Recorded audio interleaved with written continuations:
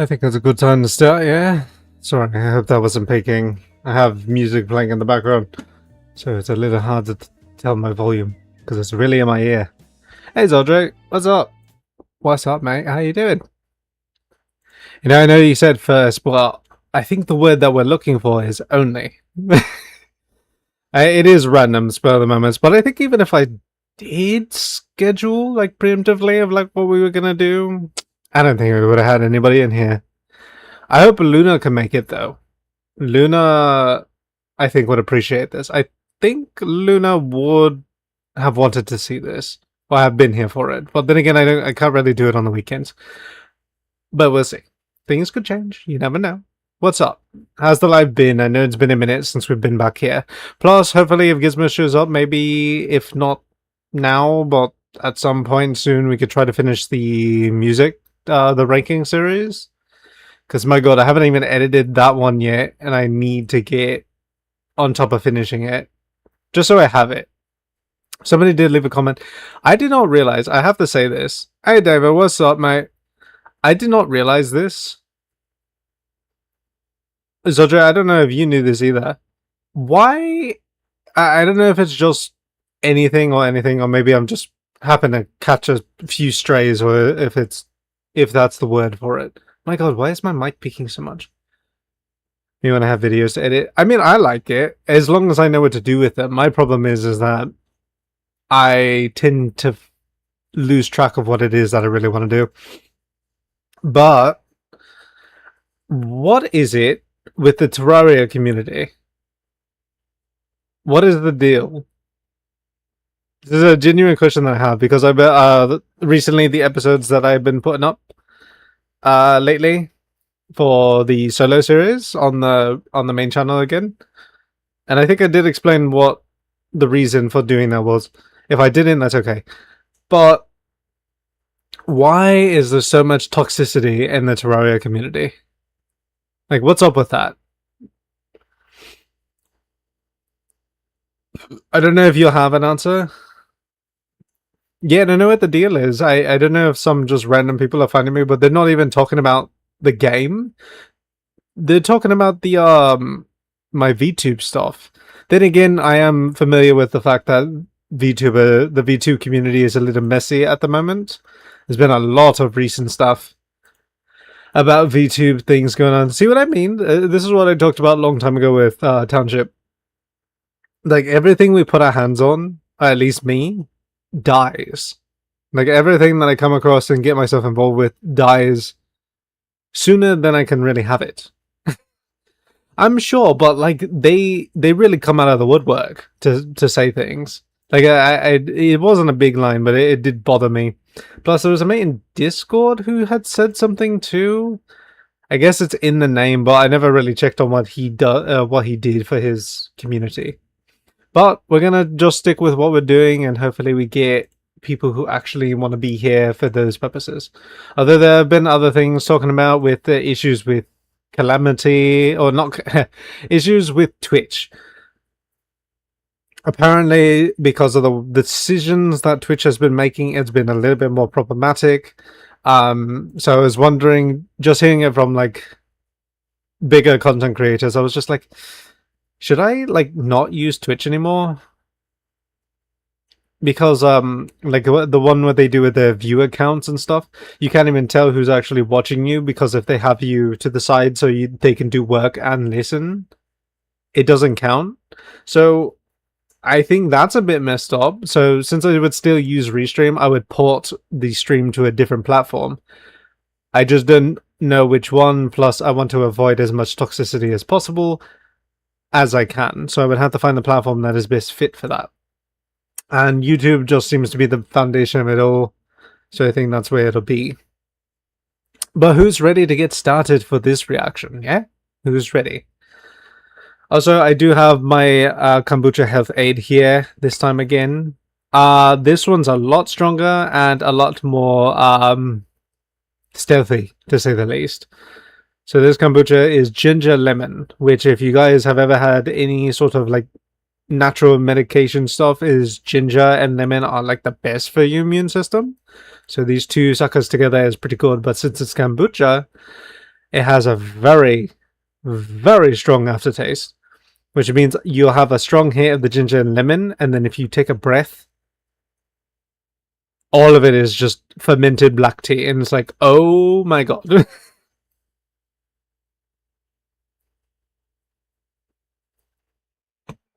Well, I'm gonna keep drinking it.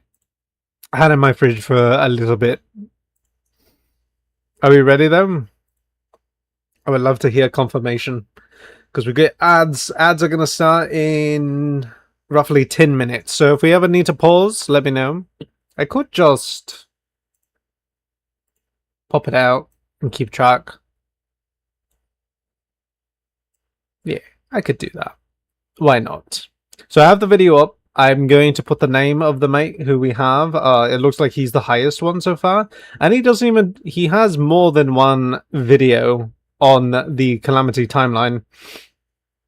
So I would love to watch more of that, because this one's going to be an hour long, plus we're going to commentate on it and give our word and see where things are.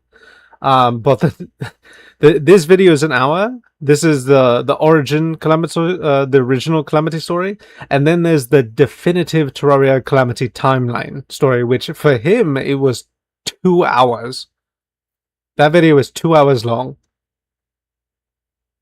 That is insane. But I would love to hear it, because I genuinely am fascinated by this mod. There's just so much work that was put into it, so much creativity, and such a strong backing just from like when we played it the first time. And yeah, like the little fragments and pieces here and there that you could pick up that would just like add more context to characters and everything. For me personally, I did want to give my own idea of what I think is going to come in the Calamity series before we start this, to see if anything that I say aligns with what already exists.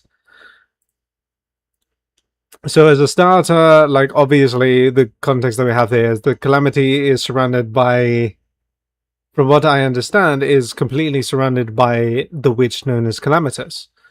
But I know that there's other figures. There's Yarum, and then there's also the Devourer of Worlds, or Devourer of Gods, the dog, as some might call it. So with those two on top, because I genuinely thought that the main plotline was Calamitous, but unless there's some other aspect, what is happening? Do I have to have Twitch open for this? I don't know if stuff froze or not. Okay. I don't know. So my take is that this whole entire line that they talked about, and this happens in the song for Yaren as well, not to mix Yarum with Yaren, the Phoenix.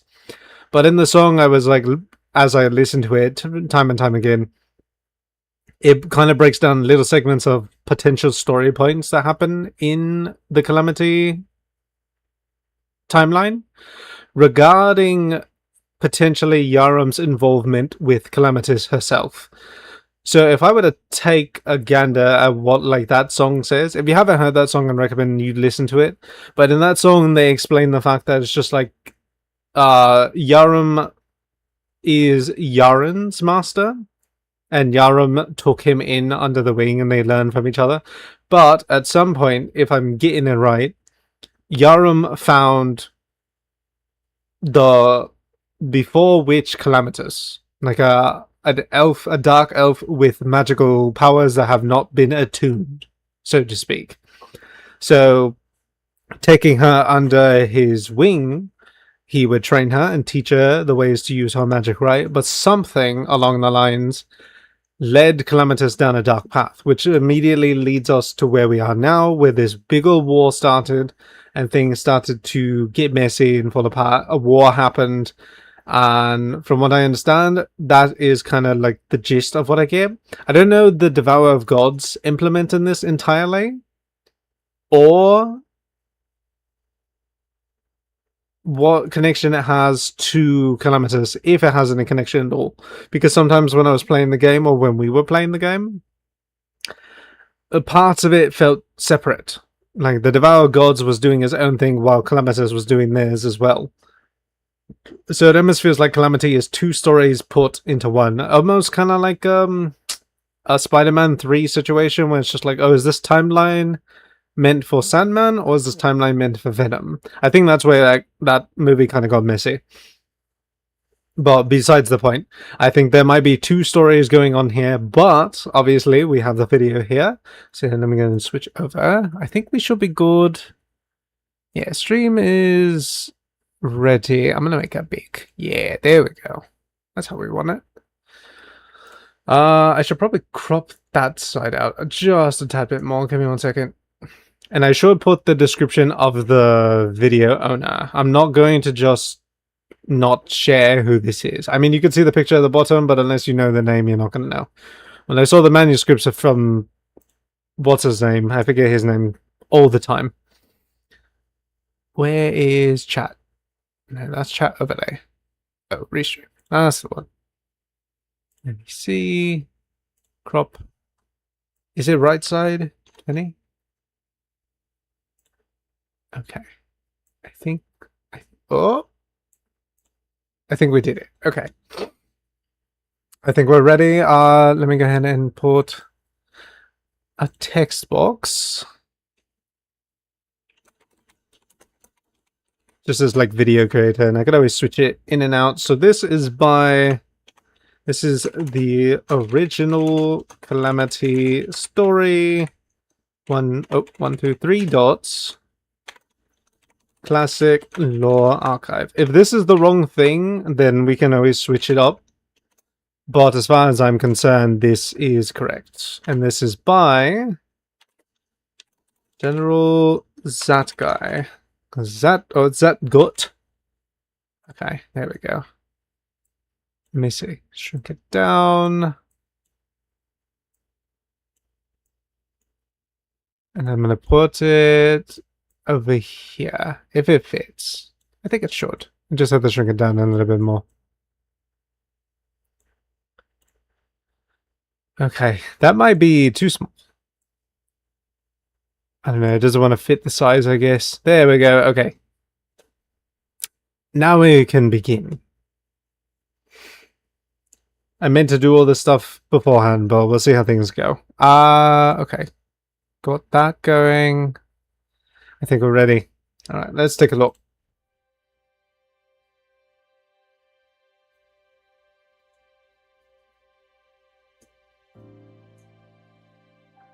When I did my first playthrough of Terraria's Calamity mod, I was baffled and overwhelmed at the complete overhaul and raised power ceiling that this mod provided me at face value. What I fell in love with even more, though, was the overarching story behind it all. How every boss you fight, biome you explore, and character you meet fits into the story defining the world that you discover. I searched online for videos and documents on this topic, but didn't really find much of interest save the wiki and some videos that just didn't pique my interest, and I frankly didn't find that easy to digest. The videos I did find were either not structured to my liking or weren't as in-depth as I would have liked them to be. I'm not throwing any shade at any creators who have worked on this topic. I simply wanted to put an easy to understand, all-in-one video out there about this mod pack, because frankly I think it deserves it. I wanted to know everything about this potential multiverse you play through. For players not willing to go beyond the span of the boss progression list, this is hard to do. You really have to go out of your way to get a sense of the world that you actually explore, and its important events that defined it. You have to collect certain items, read the bestiary, and even talk to some NPCs. Okay, so he's just gonna... Sorry, he's just giving a cap on it, I guess, as a start. Alright, we're gonna jump ahead to the main part, because we've just got to get straight into it. We know our experience, we can share our experience, but we continue. Begin.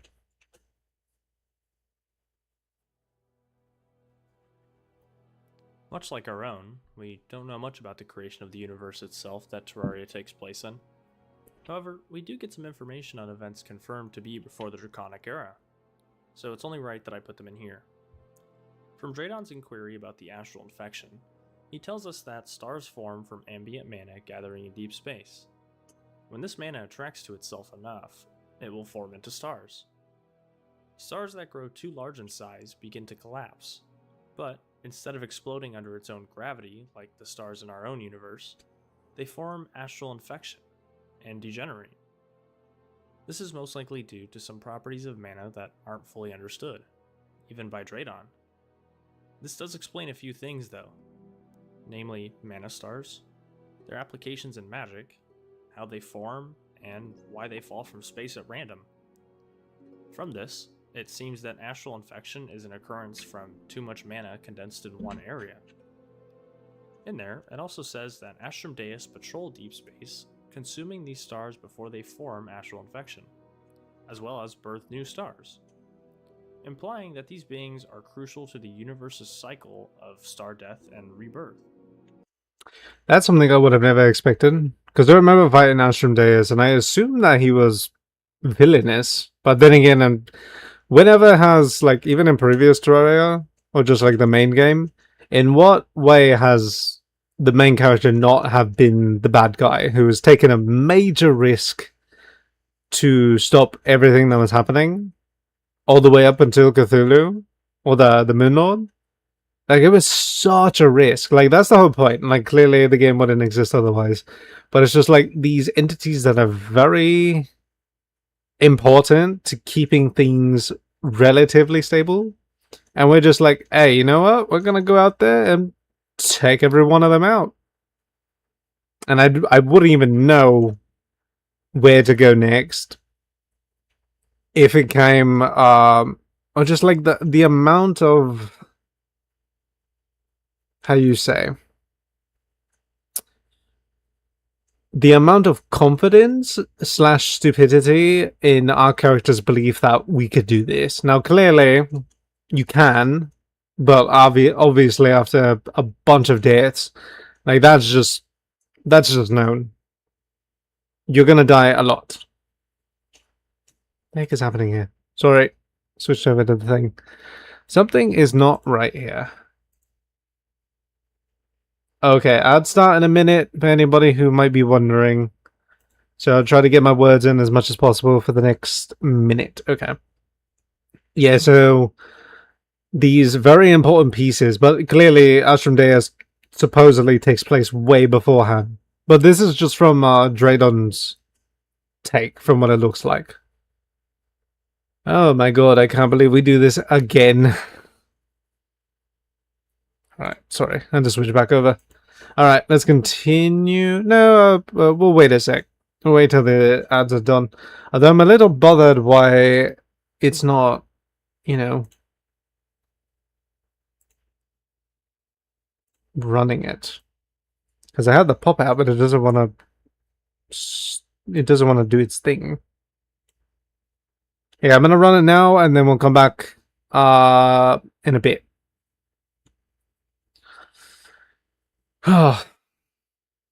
Pre-roll ads are disabled for 45 minutes. Why would you ever say that? Because if we do it now, I think it should push it. Yeah, it'll push it for the next few minutes.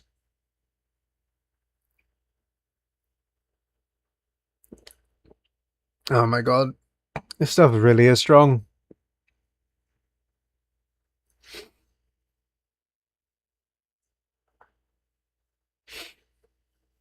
What else do we have here? Origins of Calamity. What else? I'm trying to gather my thoughts while we're in the middle of an ad. I guess it's still the beginning. We have a lot of segments to still deal with. But we have a lot more. How much? I guess we haven't even really made it that far. Made it like a minute in before I started yapping away, huh? Beating Supreme Kilometers every day until Yarum is what? Okay, yeah, there's a whole chunk of this story that I have no knowledge of. Auto add, you want to manually remove it. And 130 manually to remove the upcoming auto add. Okay. Yeah, it should be no problem. What is it, like every 15 minutes that this happens? Alrighty, we're back. Okay, let's continue this. I didn't really have too much else to add besides like, okay, we clearly like keeping a streak as a player of potentially screwing up our entire existence as a whole.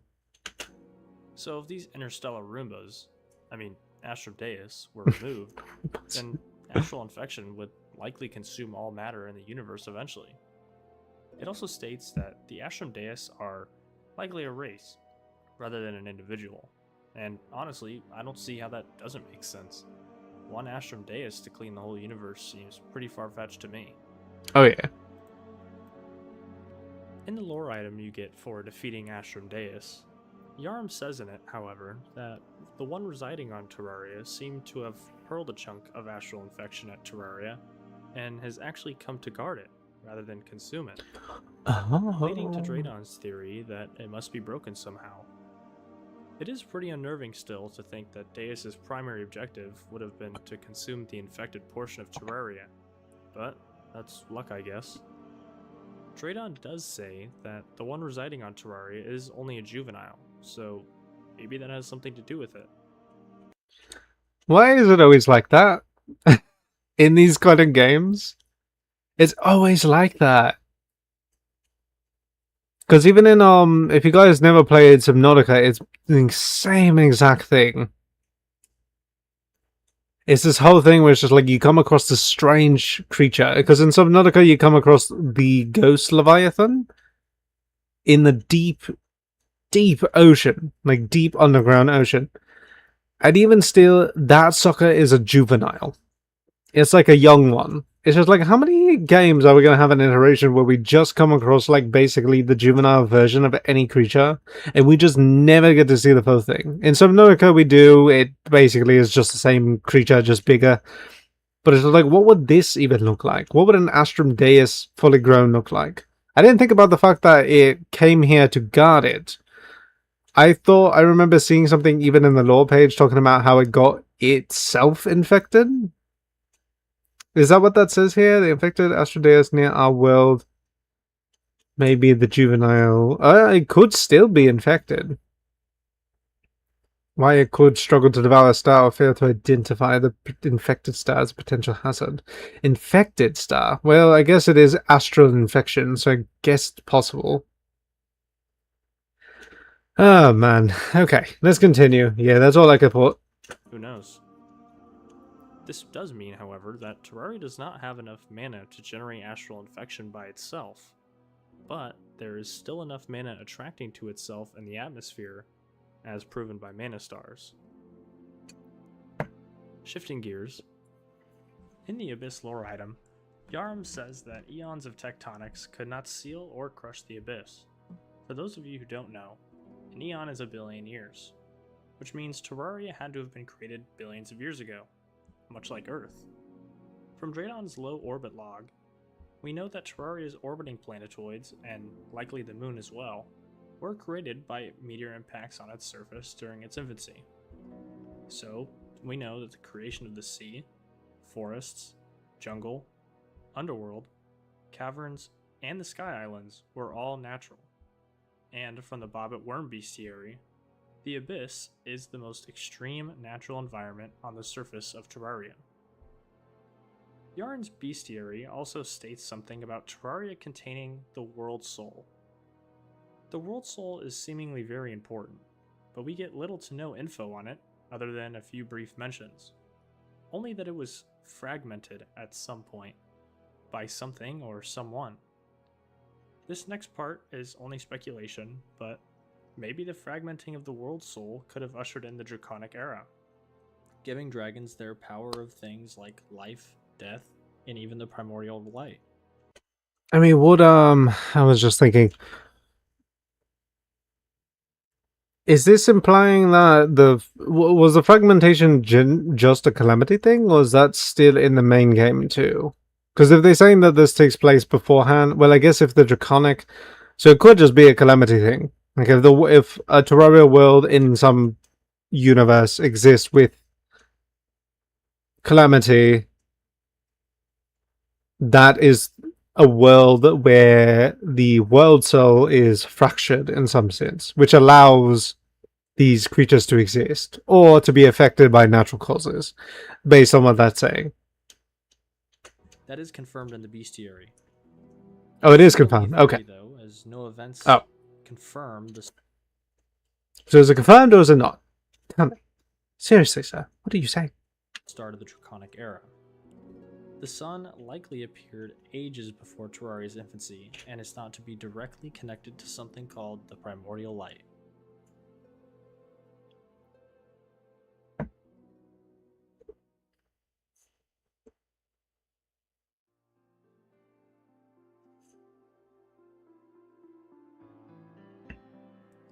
Oh, this is my Draconic favorite Era music. is the first era in recorded history, and was an age of great power and wonder. But we'll get to that soon enough. I want to start at the beginning.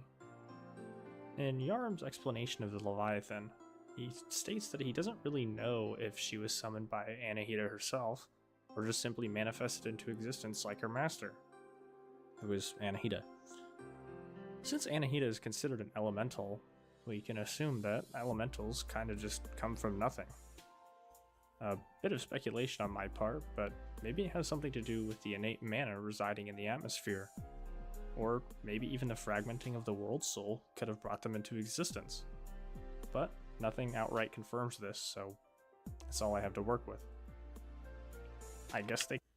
It is one of those things, especially with this. And I'm just thinking, because even in the classic Terraria, they talk about a great war that happened, which started the whole thing.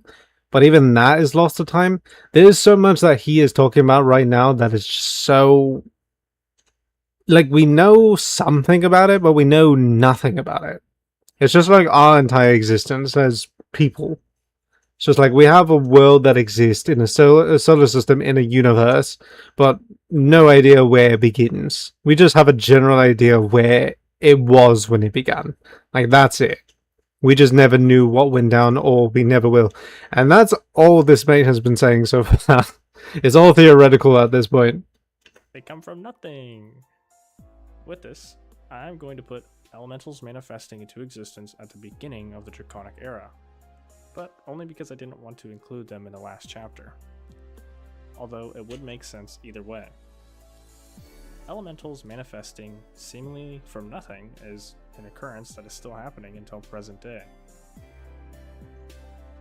Around the beginning of the Draconic Era, the Old Duke was born as the first offshoot descendant of the true dragons, beginning the race of Fishrons, with many historians believing that they were the original sea monsters of folklore.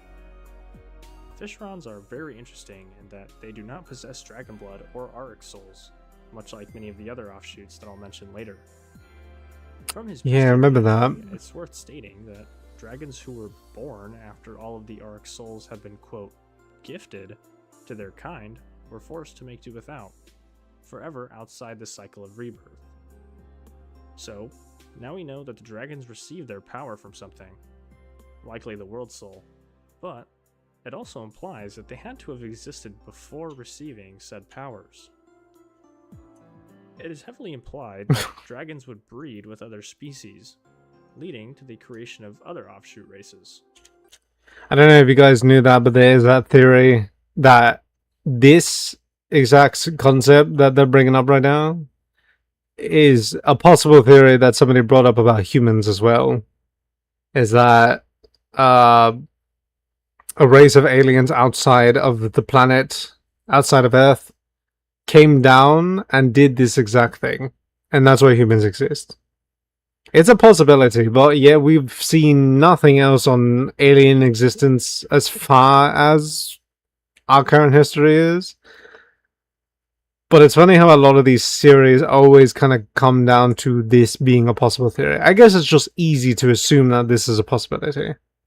But even with this, I wonder this with the dragons had to exist beforehand and then manifest the abilities they were given this. And if the world soul thing is possible, then is it also possible to think that the dragons were born at the core of planets? Because I know that's not an original concept where it's like, oh, like a planet is consumed, or like, I know that what's that one movie? There's a movie I watched where a space obstacle was not at all what we thought it was, and it turned out to be an egg. I think it was a moon. I don't know if it was Earth's moon, but there was a moon on somewhere that was just moving. It was just like moving on its own, and then it started cracking open to find out that there was a living entity inside. Basically, the equivalent to like how the Devourer of Gods is. So he probably hatched in the universe somewhere, and I mean, shrinking down the entire universe is nothing different than a reptile being born from an egg and then having to search for food in its plane of existence, which is the entire universe. And honestly, this isn't too far-fetched in my opinion, because it makes more sense than just manifesting out of nowhere. Yeah, it would make sense. With this information, we can conclude that follies, as well as abyssal worms, which are also confirmed offshoots, likely were born around this time, with their biomes being the jungle and the abyss respectively. I kind of want to know what that dragon bred with to make the monstrosity that is the abyssal worm. Probably some fish. Off topic, but one thing I do want to mention are certain events like the blood moon and the solar eclipse being entirely natural occurrences. Likely uncontrolled by the dragons, but I could be wrong. And so, with this idea, are we just completely throwing like Moonlord out the window? Like Cthulhu doesn't exist in Calamity? I know he's a boss you could still fight, but to say that the Blood Moon and Solar Eclipse are just events that kind of happen here, and then for the Calamity, or not for Calamity, for the classic game to say that these events happen because of the Moonlord. So it's weird to just kind of throw all of that idea out and just be like, oh yeah, they're just natural events. Even though Moonlord still exists. Cthulhu could still exist in this, just not being a draconic being, just some sort of celestial being beyond that. So that's a weird way of taking it. the reason for certain enemies spawning during these events is also unknown. An unknown amount of time later, small primitive villages would begin to sprout up around the jungle, more specifically around the beehives. These villages would sometimes grow rather large, likely correlating with the size of the hive itself. And in exchange for protecting the bees, the villages would harvest shares of honey. So they must have been pretty strong villages if they could protect bees from the enemies that reside in the underground jungle. We are told that bees are actually relatively docile, explaining how this symbiotic relationship was even possible. It is also worth mentioning that this could be very well the first recorded signs of human life on Terraria, but only because there aren't any mentions of any before this time. And so humans were born underground. In this world, at least. I mean, it is human, right? That's still a term that is used to describe the people in this world, right? They're still human. But then again, I'm pretty sure that's what he said. Humans. So, yeah, what a weird take. What would that evolution be from? And we coexisted in the jungle. The jungle makes sense. It does kind of make sense. I kind of wonder if humans are like an offspring to the Dryads, and they're just like a different breed of humans who kind of didn't want to follow with the normality of, you know, having that connection to the land, which leads us to the modern day ones, which are humans that don't really have a strong connection to nature, but they use the resources in the world to modernize. Apologies. That stuff is very reactive. So there's a whole concept there, because I wonder how the human things is. There's another creator here that I can see in the corner where they do animated stuff for every specific boss in the game. I just don't know if it's like a full on detail of everyone's origin, or if they just read up on like the actual soul scripts that we get from Yarum. But it'd be fascinating to see that, maybe. But we're going to continue with this. Ad starts in a couple of minutes, so we're going to continue and see where it stops. at the same time, we can assume that a few other civilizations were beginning as well. The Sea Kingdom of Ilmaris was likely in its infancy. The cult-worshipping dragons began construction on their temple. lizards likely began construction on their temple, and the citizens who lived in the underworld likely started construction on the great city of Azafir and the Brimstone Crags. And lastly, the sky civilization that we know nothing about, but mentioned in the Stormweaver bestiary, likely just started as well. All of these societies used blood moons as a way to train their Greenfoot soldiers, mentioned in the Blood Moon lore item. And likely sometime after the cult finished their construction of the temple, they discovered the Ceaseless Void in there, doing whatever a Ceaseless Void does, and they seal it away in the lowest depths and keep it one of their closest guarded secrets.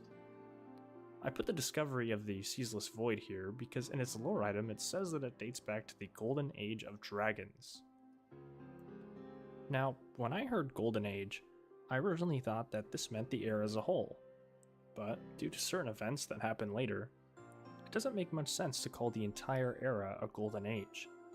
So I will be using it as a brief period of time inside the Draconic era. Yeah, I'm trying to piece that together.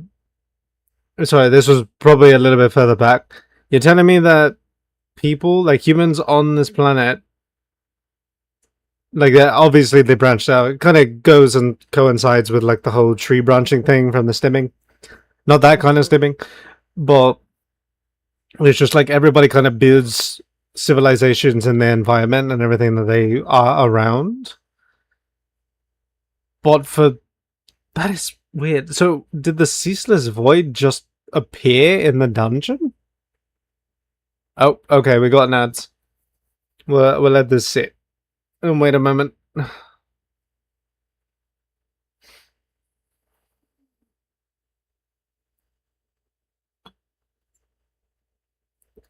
Oh, it really does burn. Give it a moment. I'm going to check on something while I am waiting. Sure, there's some of you who probably just passed it on. How does this person does not... That doesn't make any sense. There's a streamer that I have here on Twitch, and apparently they only have one viewer, which I don't believe. There it is. Okay, the rest of the numbers came in. It was actually 198, not one, which would not make any sense. I've been thinking about getting into some, checking out more indie games and stuff. It's been a minute. I would love to see them. Alright, just a few more seconds on the ads and we will continue our thing. I do love Terraria. It was nice to get back into it again, and now I'm all over it. Nobody's asking for it, obviously, but I just really love doing it. It's a really nice game. Why is it so dark in here? Sorry, my mind's all over the place. It's very dark in my room right now. I should probably open the windows. And we are back. Hello. Hopefully everybody had themselves a nice commercial break. Hopefully in the last couple of minutes you got yourself something to eat or use the restroom. But if you just sat back and happened to have listened to everything that I was just ranting about, then good for you. Alright, let's continue. Not referring to the era itself. With that out of the way... Oh, sorry. I meant to continue my last thought. I don't know what is it about this Ceaseless Void? Because they said that like the population of people that, I guess, with the dragons built the dungeon, but then was it there when they were building? Or did it manifest after they were done building? Because that's what they talk about. It was something that existed preemptively, like during the Golden Age of Dragons. Unless dragons lived alongside humans in some form or fashion, because they had to worship them, so they had to know about dragons at some point. But this thing had to have existed at whatever point it was. So somebody had to either leave it there or it just showed up there. But in some aspect, the humans had to have already been there. Because, I mean, it could be by chance, but what was the chances of a person or a group of humans to dig up this spot and build the dungeon that just so happened to be on top of this Ceaseless Void? Plus, there's some magic that we are clearly unaware of because they said that the humans are the ones that put away the Ceaseless Void and hid it away. So what kind of powers were previous or other humans working with? But then again, It could be similar to the dryad thing, and I was talking about earlier, where it's like, oh, humans, like the humans that we know of, completely disconnected from the magic of the world, which also kind of coincides to potentially where the dragons got their powers from. So the world soul gave power to dragons, but also the world soul gave power to the humans, and we just branched off so far that we didn't need the world's magic anymore. But previous humans probably had the magic for it. So it kind of almost answered my question, but then again, a lot of it is theoretical. Let's continue. What started the Golden Age? Nothing is told to us. However, it is my personal headcanon that this was the dragon's first contact with humanity, leading to the completion of the civilizations mentioned prior, and leading to an age of prosperity for both. An unknown amount of time later, Azafir is completed, and is considered the first great city. Azafir's location directly below the Abyss provided for nigh unlimited defensive capability, as well as industrialization very quickly due to the immense heat of the underworld. When the city's economy boomed, it states that traces of brimstone could be found across the known world. It was a bustling society built on might and magic, with many forge masters considered to be the best of the best in terms of arcane and smithing skill. Many of the citizens in Azafir worship the brimstone elemental. Oh, they call it Azafir? I always say Azafore. It just sounds like there's more of a tinge to it. I was wondering that because I forgot how the brimstone elemental manifested, but I was wondering if it's anything like... I don't know if you guys ever know the lore. I think it's a DC thing.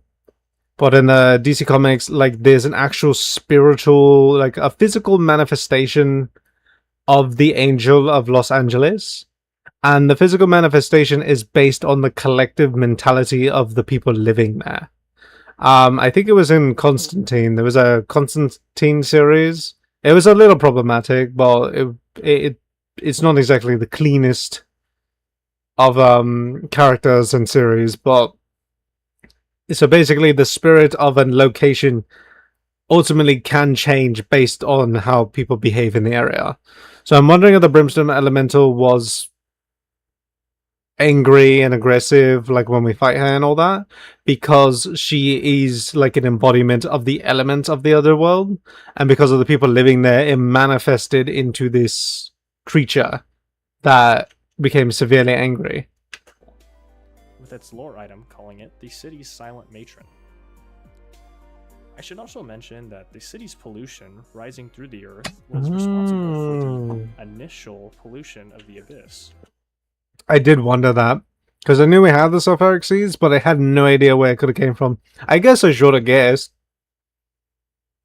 But then again, I didn't really think about the idea that they were using the underworld as a fuel source and then bringing it up to the surface. There's a reason why it's down there, and not up here. Turning it into the sulfurous sea. In the Devilfish bestiary, it says that the abyss's lower layers are largely unmarred by waste and toxin, with the devilfish absorbing the fumes produced by Azafir. Around the end of the Draconic era, it's said that the first appearances of wyverns, basilisks, and pigrons were recorded.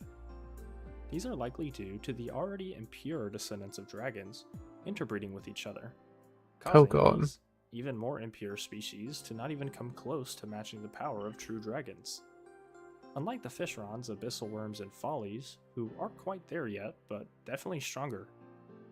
I want to note as well that pigrons and fishrons are two different species, with land and sea being their domains respectively. However, they both share dragons as a common ancestor. Yeah, I forgot, because Pigron is like, it is really like the little baby pig, isn't it? Like the little one that just kind of shows up. Like, it has traces of draconic power, but it's nothing close to a Fishron. Or Duke Fishron or anything like that. Because they are probably like, I don't know, they feel like a second gen, or maybe third gen to the dragon species. Like where the fusion started to begin. But with the whole Pigrons thing, that feels like something different. Basilisk would have to be reptilian, and Wyvern would have to be avian? Oh my god, these dragons are something else. Because there's one thing to be with the own species, but they really did not seem to go through with that, did they? Because they got with birds, lizards, and mammals. And then whatever potentially... I wonder if that's where elven come from. It's like a mix between dragon and human, but then there's dragonborn, so who knows? I don't know if dragonborn's a thing in this, though. Oh, we do have a dragonborn. Never mind. We'll see, we'll see. They'll probably explain more of it. No information is given as to how the dragons came to be, but for simplicity's sake, let's just say that they followed our own theory of evolution. There are no times given in this era, so nobody knows how long the Draconic era even is anyway. They once protected Terraria with great power derived from the world's fragmented soul. The power they were gifted came in the form of an Arc soul.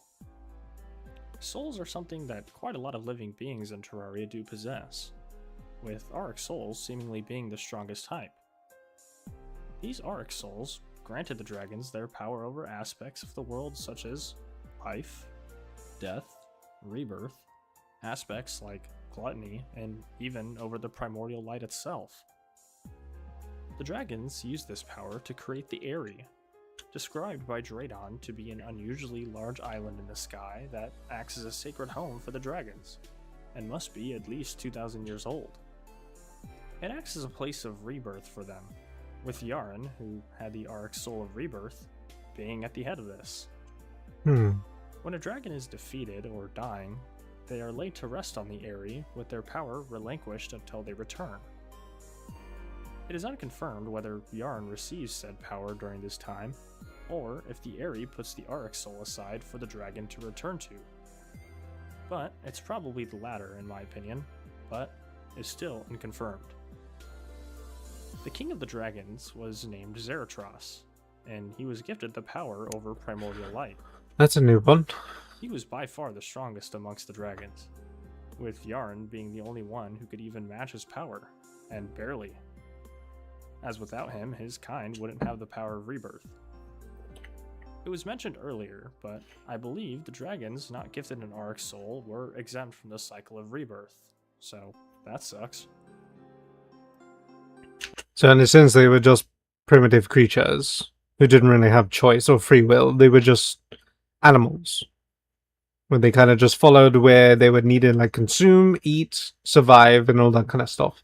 But yeah, I guess you could kind of see that aspect in there because with Yaren, he feels like a certain boss, like even in a series format, where interacting with Yaren almost feels like you could actually communicate with him. Like he might be able to talk to you and you can discuss things with him. Yet again, he did speak with Yaram, but I have no idea what Yaram is. I don't know if he is human or if he's like a descendant of dragons himself. I'm not familiar with his entire story yet. Although I need to open my window. It is very dark in here.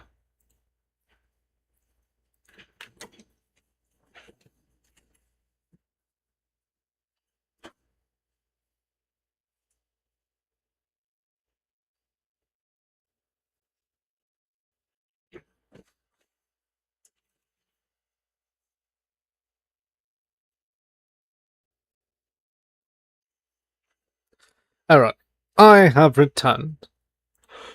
It did the rotation thing again. I don't like when it does that. Thank you. Appreciate it.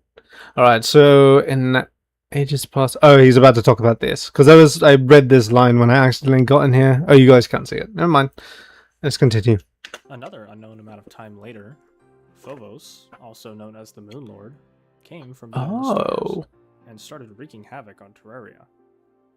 A war between the dragons, with the help of humans, and Phobos enveloped the world. Eventually, after destroying the 4 pillars, weakening the Moon Lord, they sealed Phobos inside of the moon with the help of the lunatic cultist, seemingly forever bound to the duty of keeping that seal in place. More speculation time, but perhaps the weakening of the Moon Lord that the Prelude lore item refers to is permanent. which would explain why the Moon Lord is much early in the progression ladder than Yarn.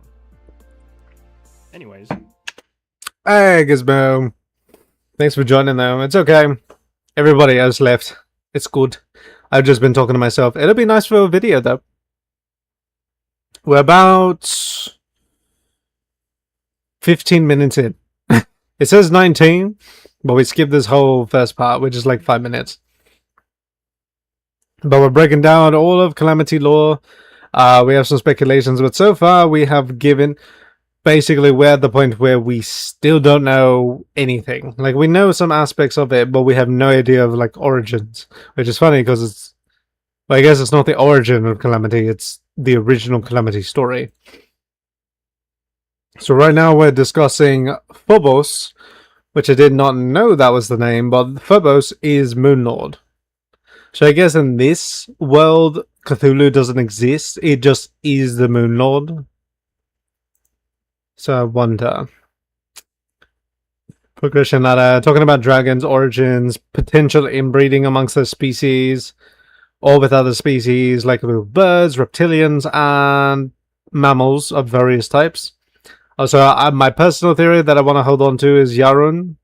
Not Yarun the Phoenix, Yarim, his master, to see what his whole ordeal is about.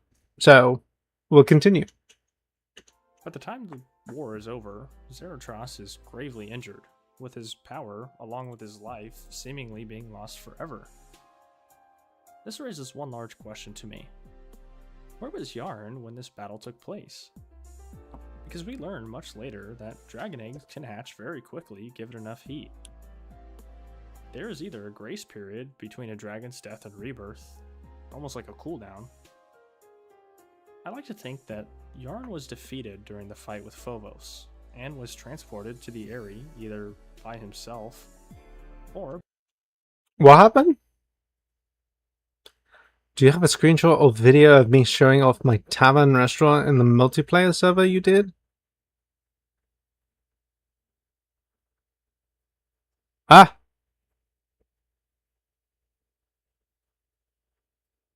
When was this? When would this have been?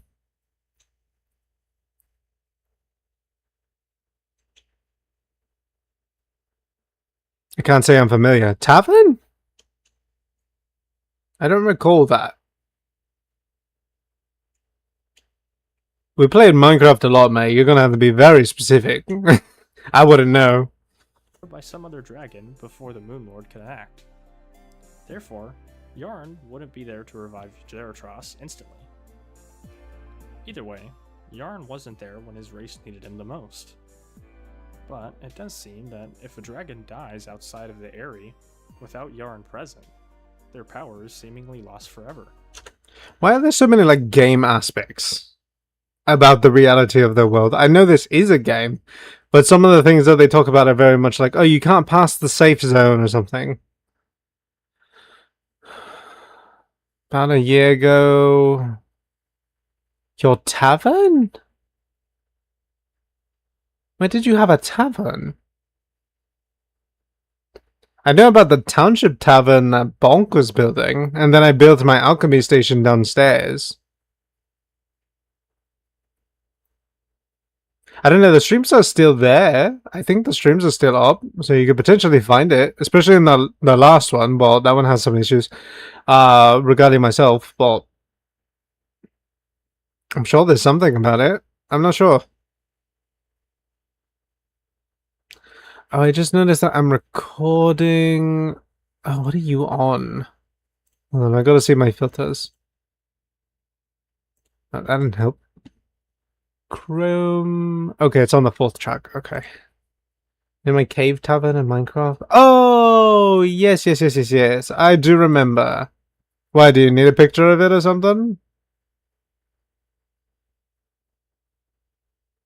Because why do you ask? We're gonna continue with this, hold on. I'm trying to think in this aspect of this world, it's like... Oh, ad starting soon. Okay, get prepared for that. Here, I'll switch over since there's an ad beginning, and then I could do all that.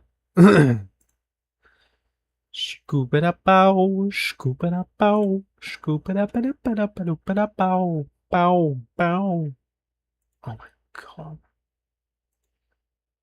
Sorry, I just opened up my thing again. It's just like, I feel like I'm uploading more and people are leaving even more. I guess it might be the township people.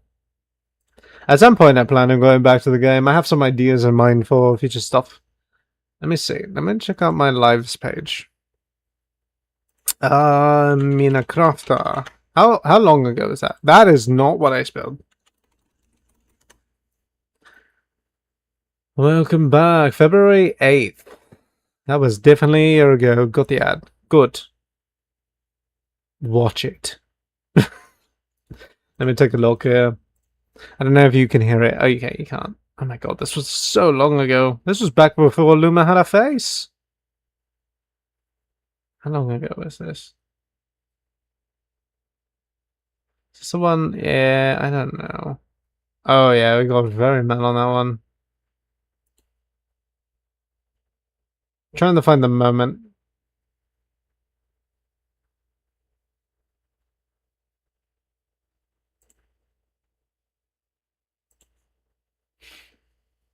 Are we back? Okay.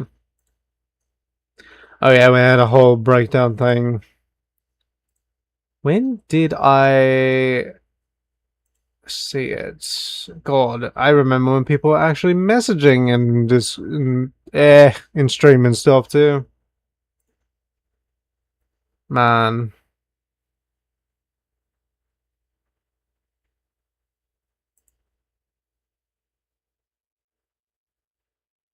That wasn't a lot. Let me see. Let me see. I'm gonna have to find it at some other point here and watching. Okay, we're gonna have to find it at some other point because we are streaming right now. So I would love to stick to this for the moment if we could. Well, I'm sure I don't think we visited it too much, so it's gonna be a very specific moments that I have to find for it. I don't know when you started building it, but then again, it was a year ago, so it could be any time. Alright, let's continue. So where did we leave off? Oh, we're talking about Yaren not appearing for the war. Race needed him the most. But it does seem that if a dragon dies outside of the area without Yarn present, Oh yeah, the game logic. Seemingly lost forever. After finding out about the grave state that Zaratros was in, a monk approached Zaratros, seemingly broke his oath, whatever that means, and consumed his Ark soul. This broke the cycle of dragons being able to relinquish their power. Oh. Stated in the Do you guys see a name that looks familiar?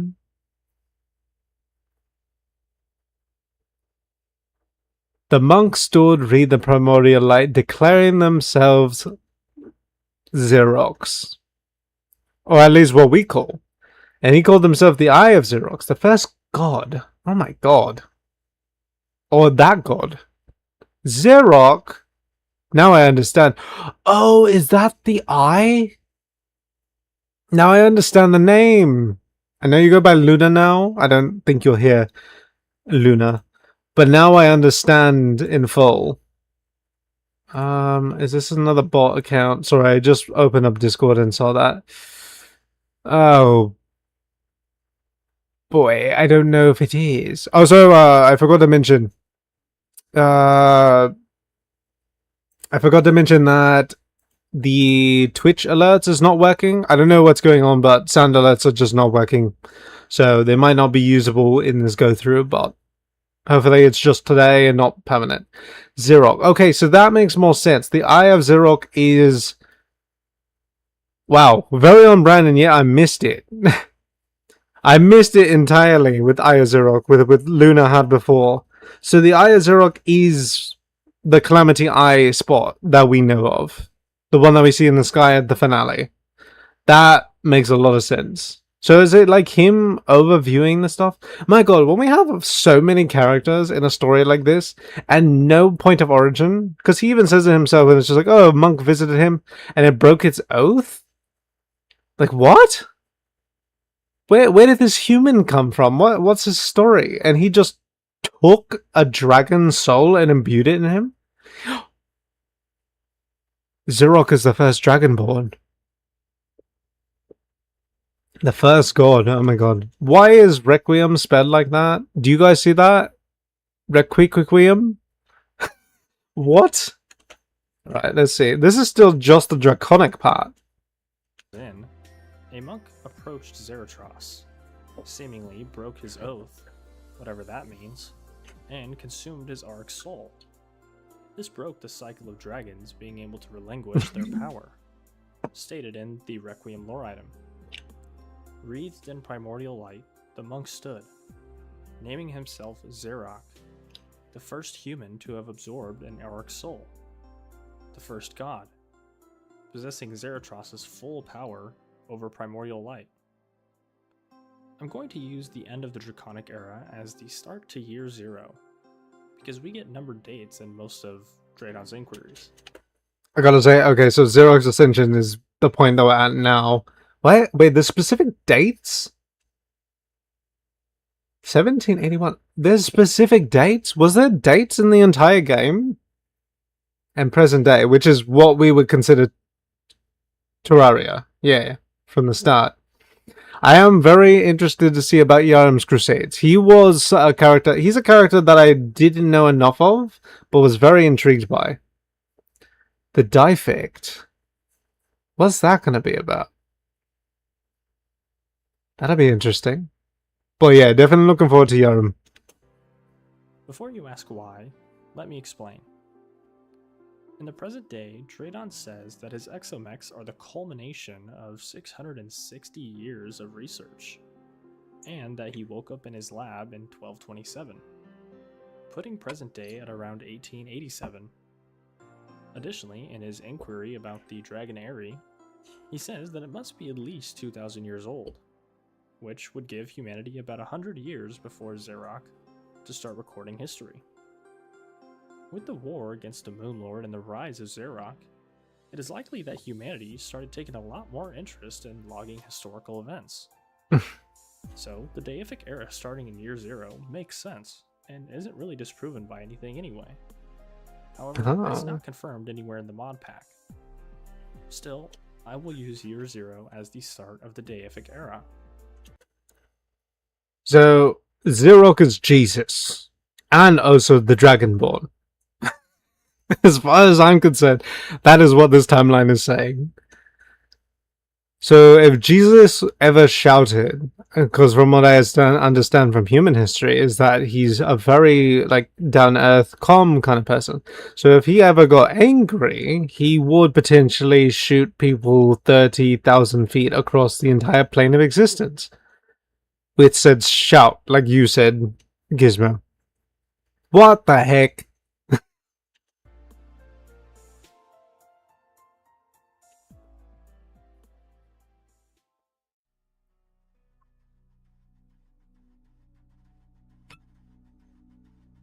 His ascension to godhood inspired many others to attempt the same. Oh leading god. to the deaths of many Arc dragons, Oh. resulting in the creation of many new gods. The deific era was a time of upheaval, marked by the fall of the dragons, and arose many conflicts in the pursuit of power. The targeting of the dragons also made many of the more impure descendants targets as well, with some of them barely making it through the entire era without going extinct. The power that a god would receive after consuming an Arc soul was immense, and usually reflected the dragon from which they acquired said power. For example, since Xerok consumed Zaratros' Arc soul of primordial light, he held power over the primordial light to the same extent. Ah, man, it's always interesting when I see these concepts. This might be a little small rant on that part, but it's the whole thing with just absorbing, saying you absorb something. It always gives this idea that it's this magical manifestation that gets imbued with you. But oftentimes with these kind of things, it's usually through consumption. And I wonder if it's anything like how this might be a spoiler for some people who haven't seen it. But I won't. I'll give it a moment for anybody who doesn't know. I know I can't be too specific about it, but it's regarding Attack on Titan. At this point, I feel like if you wanted to watch it, you would have watched it already. It's like one of the starters, and the full series is out entirely. If you don't read manga, then it's out. But the whole thing that they talk about in history is that consuming something gives you the essence of its being. So in this sense, like they kind of magnify it as this magical thing that happened. I'm pretty sure the mate just ate dragon meat or ate dragon heart or something. But still, like the magic properties still exist, so this is kind of a little bit more on point. But like just in human history, it was like, oh, you would consume something to receive its power, only to find out that it just broke down nutrition and to other parasites that would potentially kill you. But that's besides the point. But in this one, it's like legitimate, where it's just like, oh, magic is imbued in this being that's. But even still, it's like these dragons are supposed to be super powerful. But then again, I guess if what's the dragon's name? Zeratos? Like the highest dragon just happened to be at his weakest point and a human came across him. That changes things. Then who man, Xerox is gonna be something else. I'm really fascinated by that. That's actually new info for me. But we'll continue on. Absorbing the essence and all dragons now being hunted. Surprised that it probably...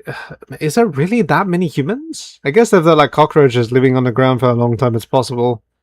But they went and hunted down dragons. Powerful beings, might I add, but probably not the most sentient. Because now it looks like the Yaren is the only one left. A lot of unrelated but kind of important events happened after this. Xerox creates the Terminus and hides it in the lowest layer of the Abyss.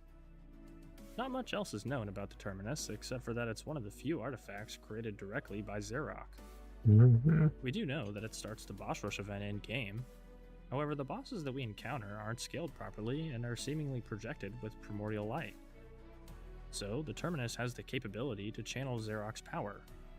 Or, it's more likely that Xerox uses the Terminus to channel his own power through it in order to test us.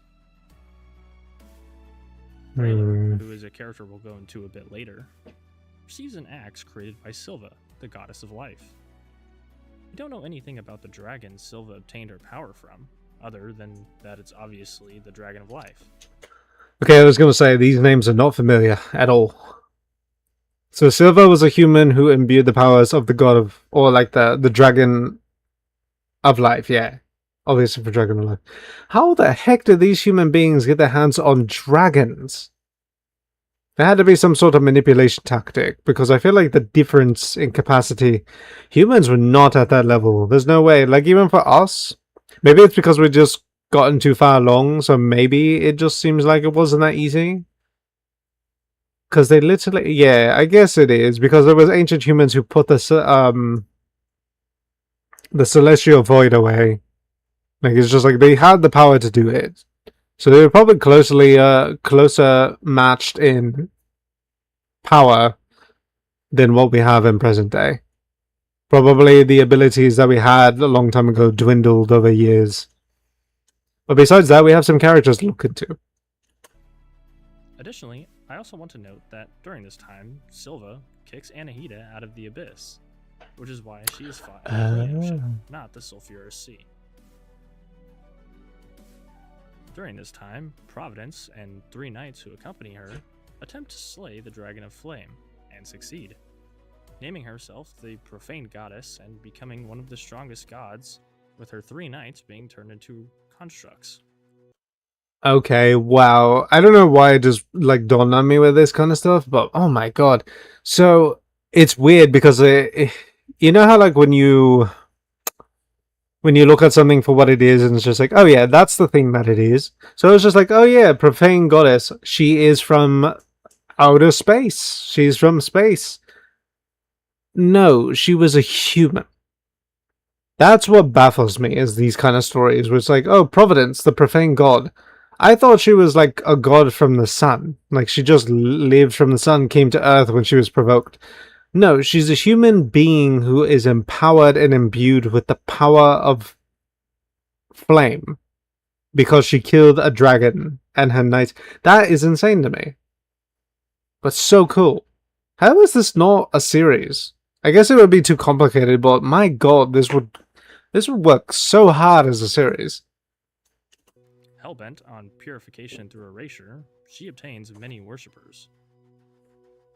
Also happening around this time, an unknown person slays the dragon of gluttony, turning himself into the god of slime.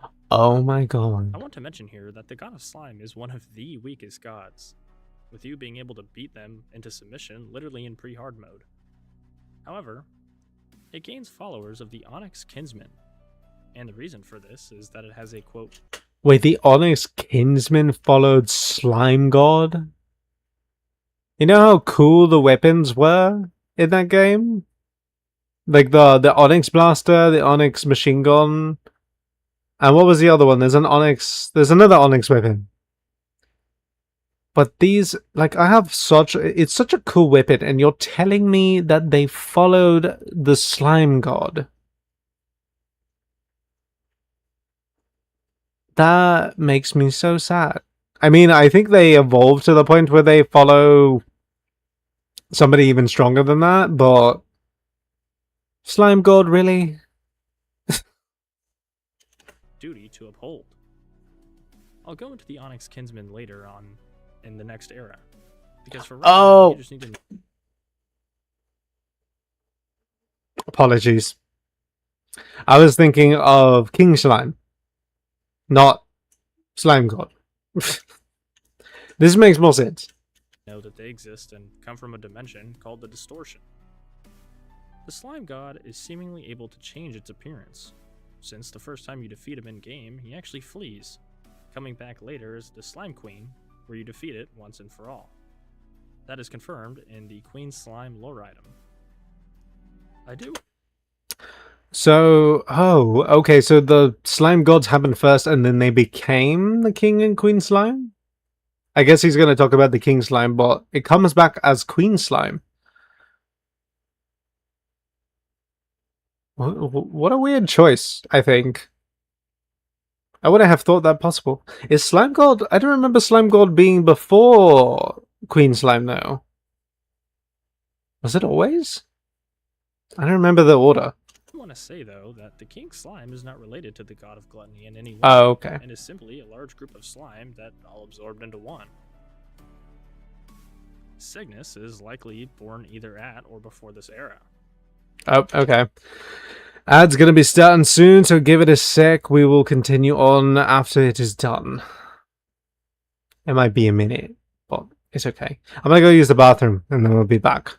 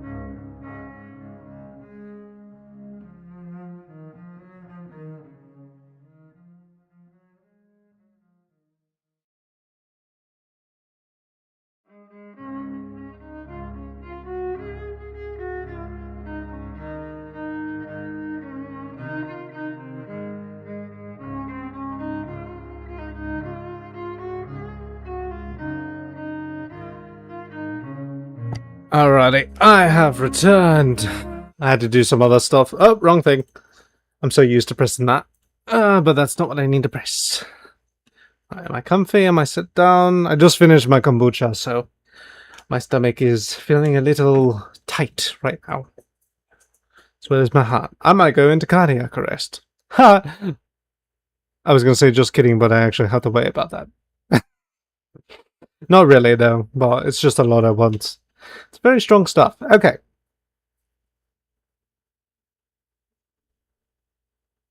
What? The heck did he just say to me? Oh, he's talking about... Okay. I hope this doesn't keep going off. I can't have that in the background. Although, I don't think it's going to make the sound. No. Okay, it won't be. Alright, let's continue. So we left off on understanding the slime god, and we're still talking about Braylor and... whatever the other lady's name is? Silva? I think it's Silva. Alright, let's continue. The Onyx kinsmen worship him as he was also born of the distortion himself.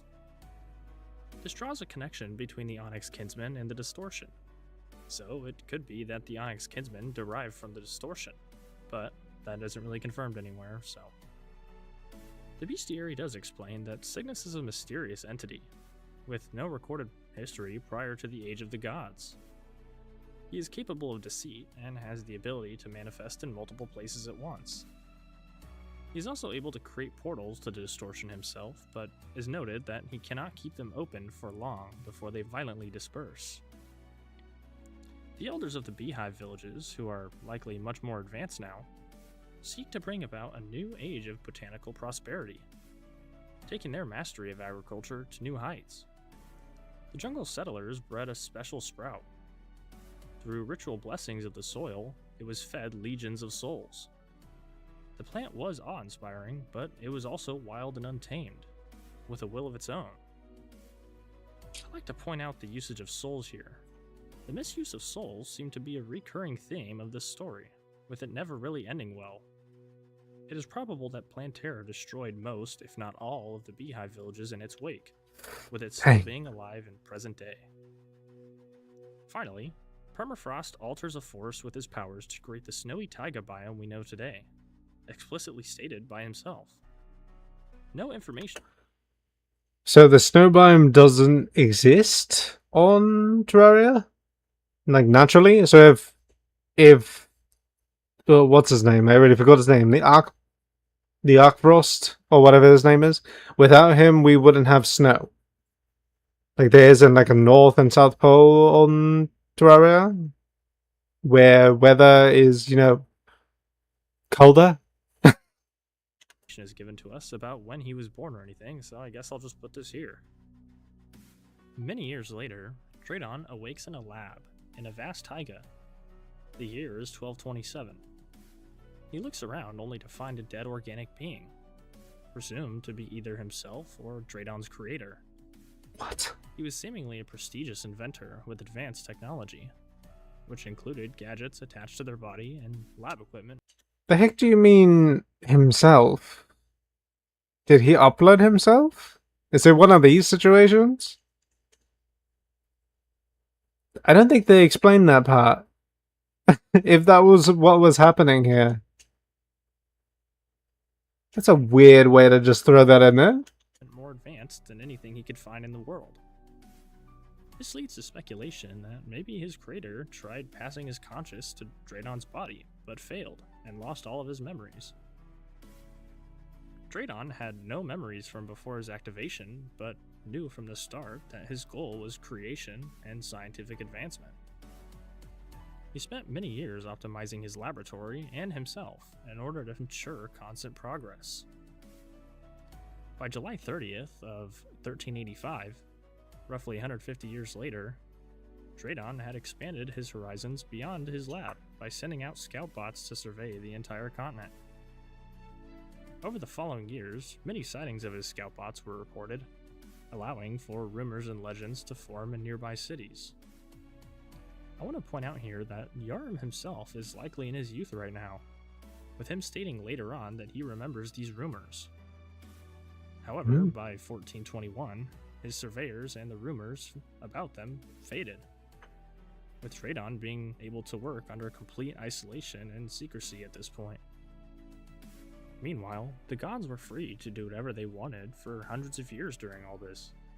They were responsible for the creation of many abominations, like the eyes and brains of Cthulhu that we see today, and even the Eater of Worlds. With Yarm saying in the Brain of Cthulhu lore that they were a product of the folly of the gods, but also mentions that they would cull them in equal measure, implying some sort of balance between the creation and destruction of these abominations. Okay, so they really did take this whole thing to a different turn with the classic Terraria mobs.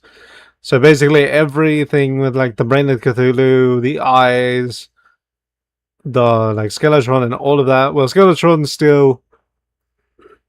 that part we still haven't got to, so we have no idea what that's going to be for. But so far, like with those, Brain of Cthulhu, the eyes and all that, so they were made separately, which feels weird, because I think it makes more sense in the classical sense, and I'm pretty sure they tried to make some logistics to it when it came to the Calamity series.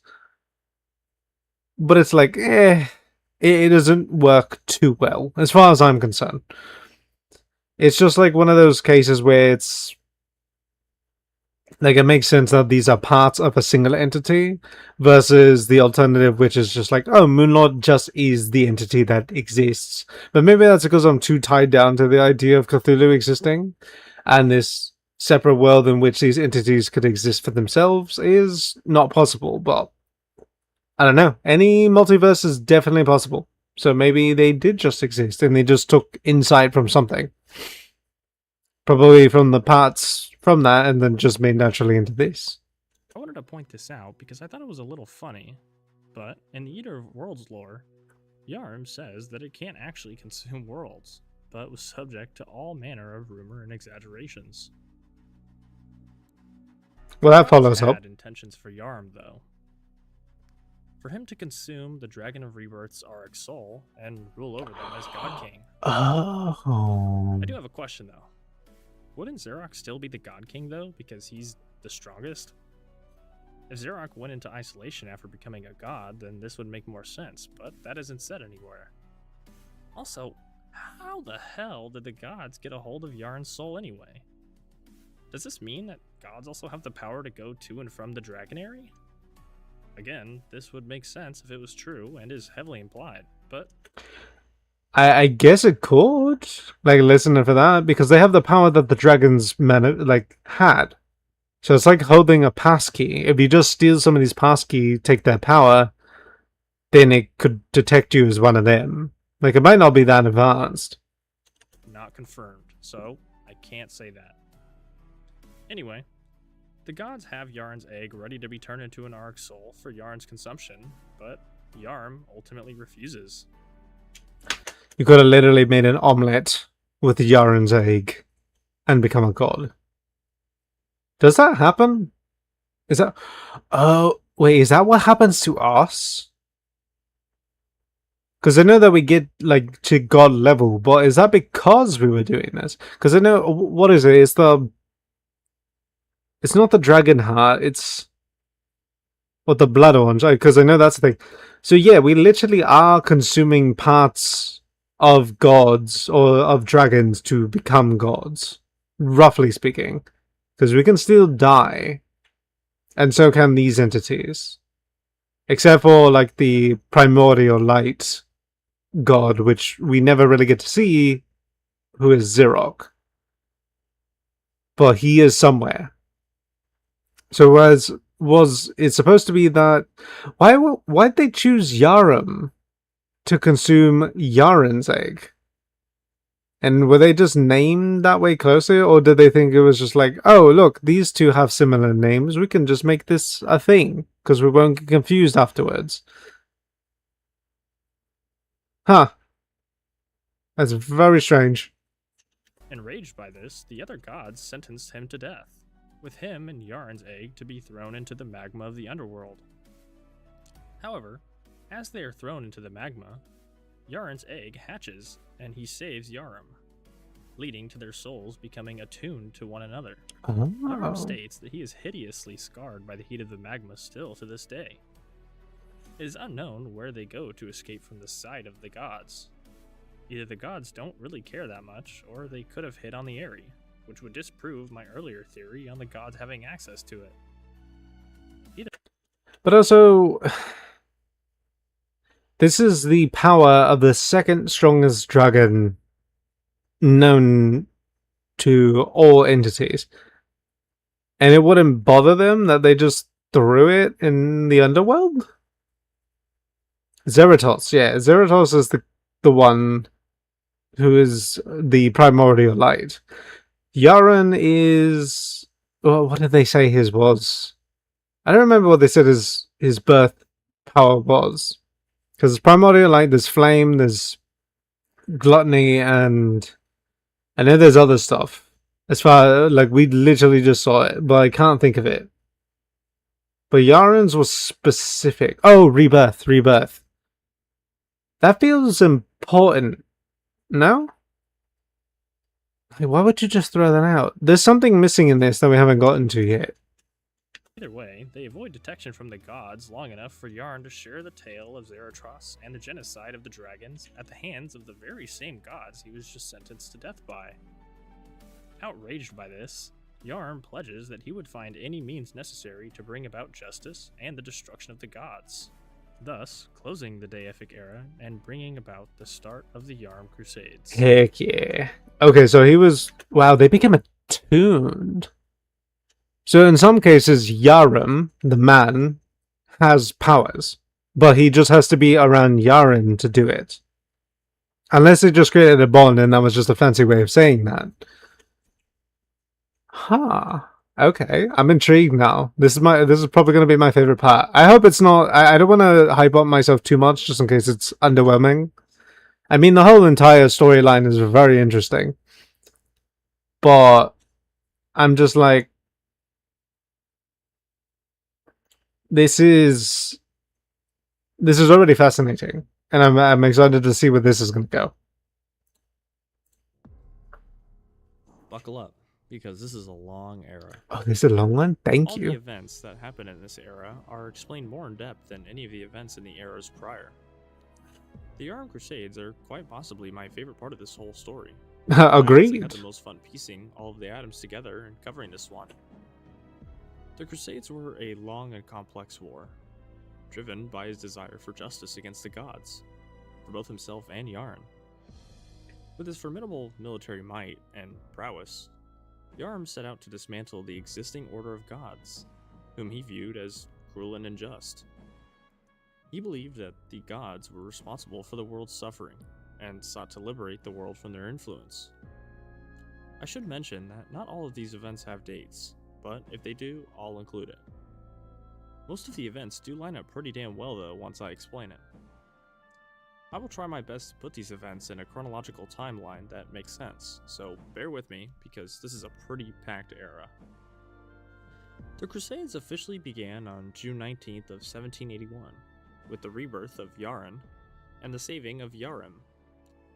Over time, Yarim, along with Yaren by his side, would rally soldiers, warlocks, mages, you name it, all of varying strength to his cause. Yarim's growing army was a powerful force that conquered many nations, and were at war with many others like Ilmaris, who worshipped Atanalu, the goddess of electricity, and the elusive god of the... I know who I worship. So this is where the war starts, because this was the part in the song that I remember hearing about. So dang, there was a whole chunk beforehand before this got around. But also that means, wow, I would love to see this on a series. To actually see, like, the development, because we don't have to go all the way back. We could probably do some storytelling like how it was beginning, but to see the whole existence of the Dragon Era and everything, just in story matter, and then get to Yaram and see his story unfold, that would be such a good series. That would be amazing to watch. Alright, let's continue. The Seas, who was confirmed in the Discord to be named Tyrion, I'm pretty sure. His military was equipped with advanced technology and magic, provided by Azafir and later by Draydon. Mhm. His soldiers were fiercely loyal and zealous, with ranks and organization all at the same time, making for an unstoppable force. Those among the strongest and the most dedicated were named his Godseeker Knights, a grand and noteworthy title. Yarm considered them to be his champions in battle, and bestowed upon them hulking armor and colossal weaponry, inspiring them to reach new levels of righteous fury. See, this is a battle I would love to see. Can you imagine just like a scene that shows Yarum on the battlefield facing against an entire army and just, oh, did we get an ad? I think we got an ad. Okay, we're gonna wait a moment and then I'll continue with what I was saying. Oh man. Like I can already visualize it. I can already visualize what I'm thinking of.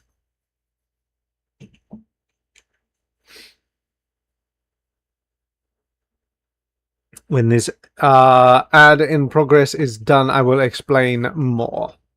That would be so great. Like this is definitely something that's not going to happen. Oh my goodness.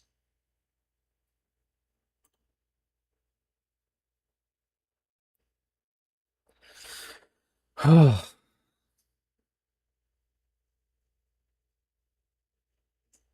I wonder if I could draw this scene. It's probably going to take some time though.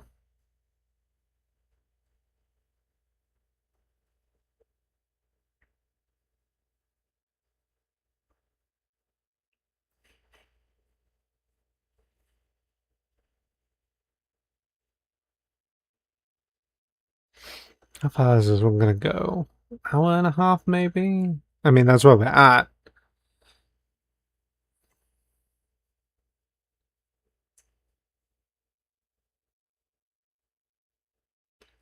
Alrighty. Are we back? We're back. We're in the clear. Alright, back to the page. So I was going to say, though,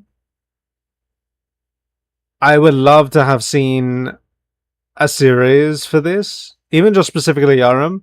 But just imagine a scene where he's up and against an entire army and it's just him standing there, and then the destroyer shakes the earth from underneath the ground because they've completely like taken the original story of everything from the original classic Terraria timeline and shifted it to be more involved in the Calamity timeline, which is fascinating. Because even with the Destroyer, they're saying that this is a mix between the magic and the machines put together for Yarum's journey. And then this thing, the Destroyer, is literally here to destroy the army that Yarum is trying to go against. I did not know. I knew Yarum's involvement with Yaren, the Phoenix, but I didn't know he was this involved. But then again, I guess a lot of aspects, like the story elements that you pick up throughout the game, do come from him. So he had to be there to experience it, but he's still just a man. He's just a human being who happened to get involved in this mess. It's so cool. Among his highest ranking was also Permafrost, one of the world's foremost Archmage. experts on magical theory, and renowned for his skills in the arcane arts. He acted as Yarm's advisor due to his status, as well as his distaste for actively participating in battle. Permafrost's wisdom guided Yarm's initial conquests, making them possible. Considered by Yarm to even be a friend, and one of the most important people in his army. Any prisoners he took were thrown into the dungeon, with the dragon cult likely having joined Yarm's cause, since they, worship dragons. Oh. Now I want to point out something important. It isn't specifically stated anywhere. However, a lot of events line up almost perfectly for Azafir to be the headquarters for the Crusades. Also, it wouldn't make sense for Yarum to use the Eyrie, because then his people wouldn't have any place to live or provide Yarum with a solid way of governing his people. Also, Would not work how would the underground. gods retrieve Yarn's egg hidden on the Eyrie if they had access to it? So, therefore, why would Yarm be using that as a headquarters? It is probable that he just teleported to and from the Eyrie whenever needed, or whenever spotted by the gods. But I don't much like this reasoning, as I honestly think Azafir just fits here perfectly. With that second theory, it feels a little too risky.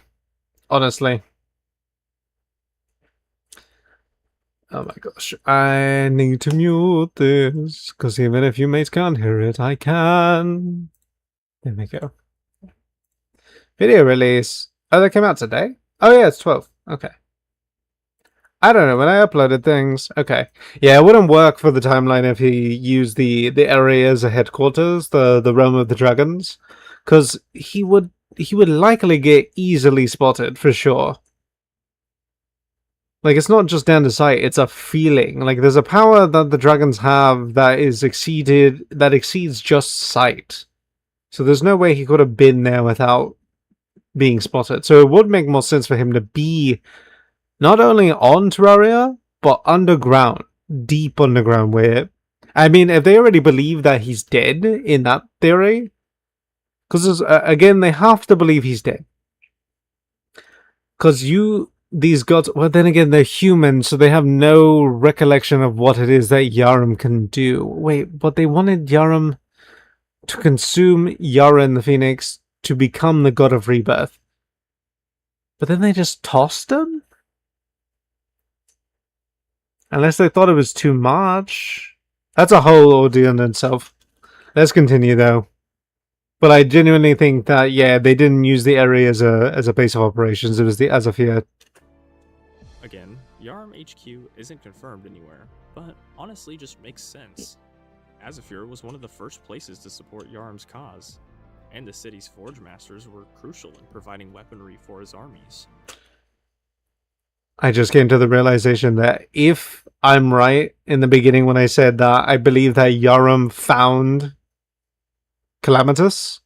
Oh, so this is how it's tying up almost. We still have nothing on the Devourer of Gods, but I think we have an idea of how Calamitous came to be.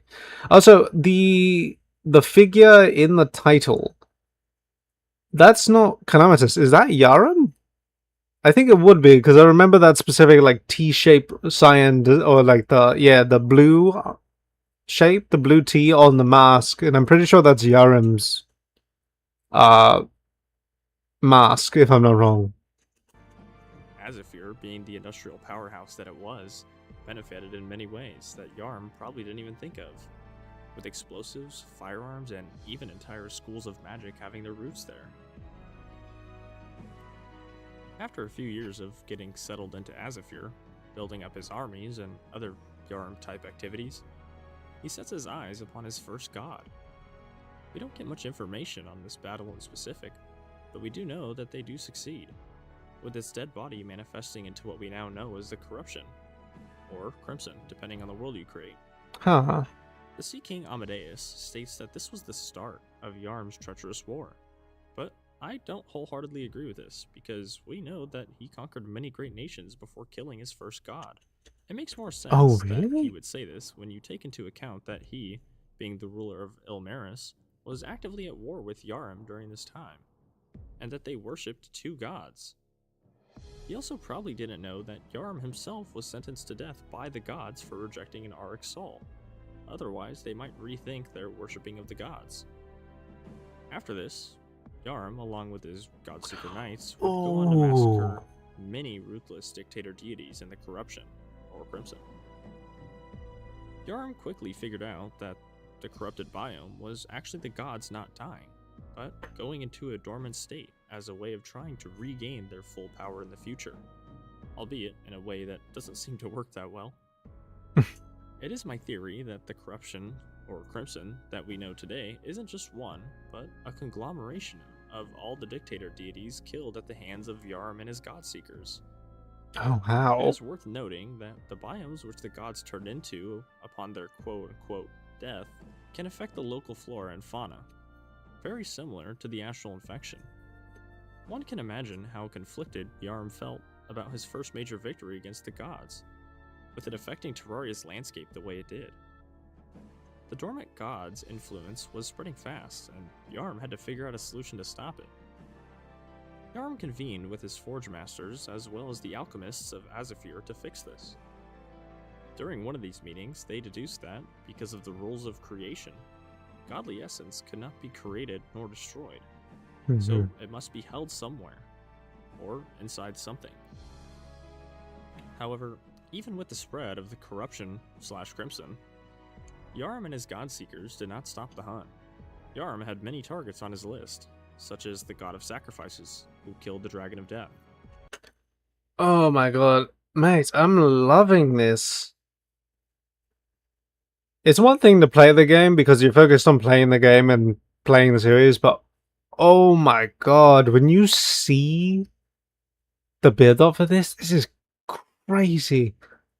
I came to a possible theory, they'll probably talk about it later, but I feel like with what... This is tying back to the Devour of Gods. Devour of Gods. Oh, I had two theories there for a moment. Because it comes to the revelation that the power that dragons had could not be destroyed. They're similar to all aspects of creation, is that things cannot nor be created or nor destroyed. They just get transferred and they get swapped or mixed. Are we going to reach the point? But I feel like the Devour of Gods is something else. Let me just get to the point. Possible theory number one that I had is that the Devourer of Gods is an amalgamation of where Yaram hid the power of the gods that he was collecting.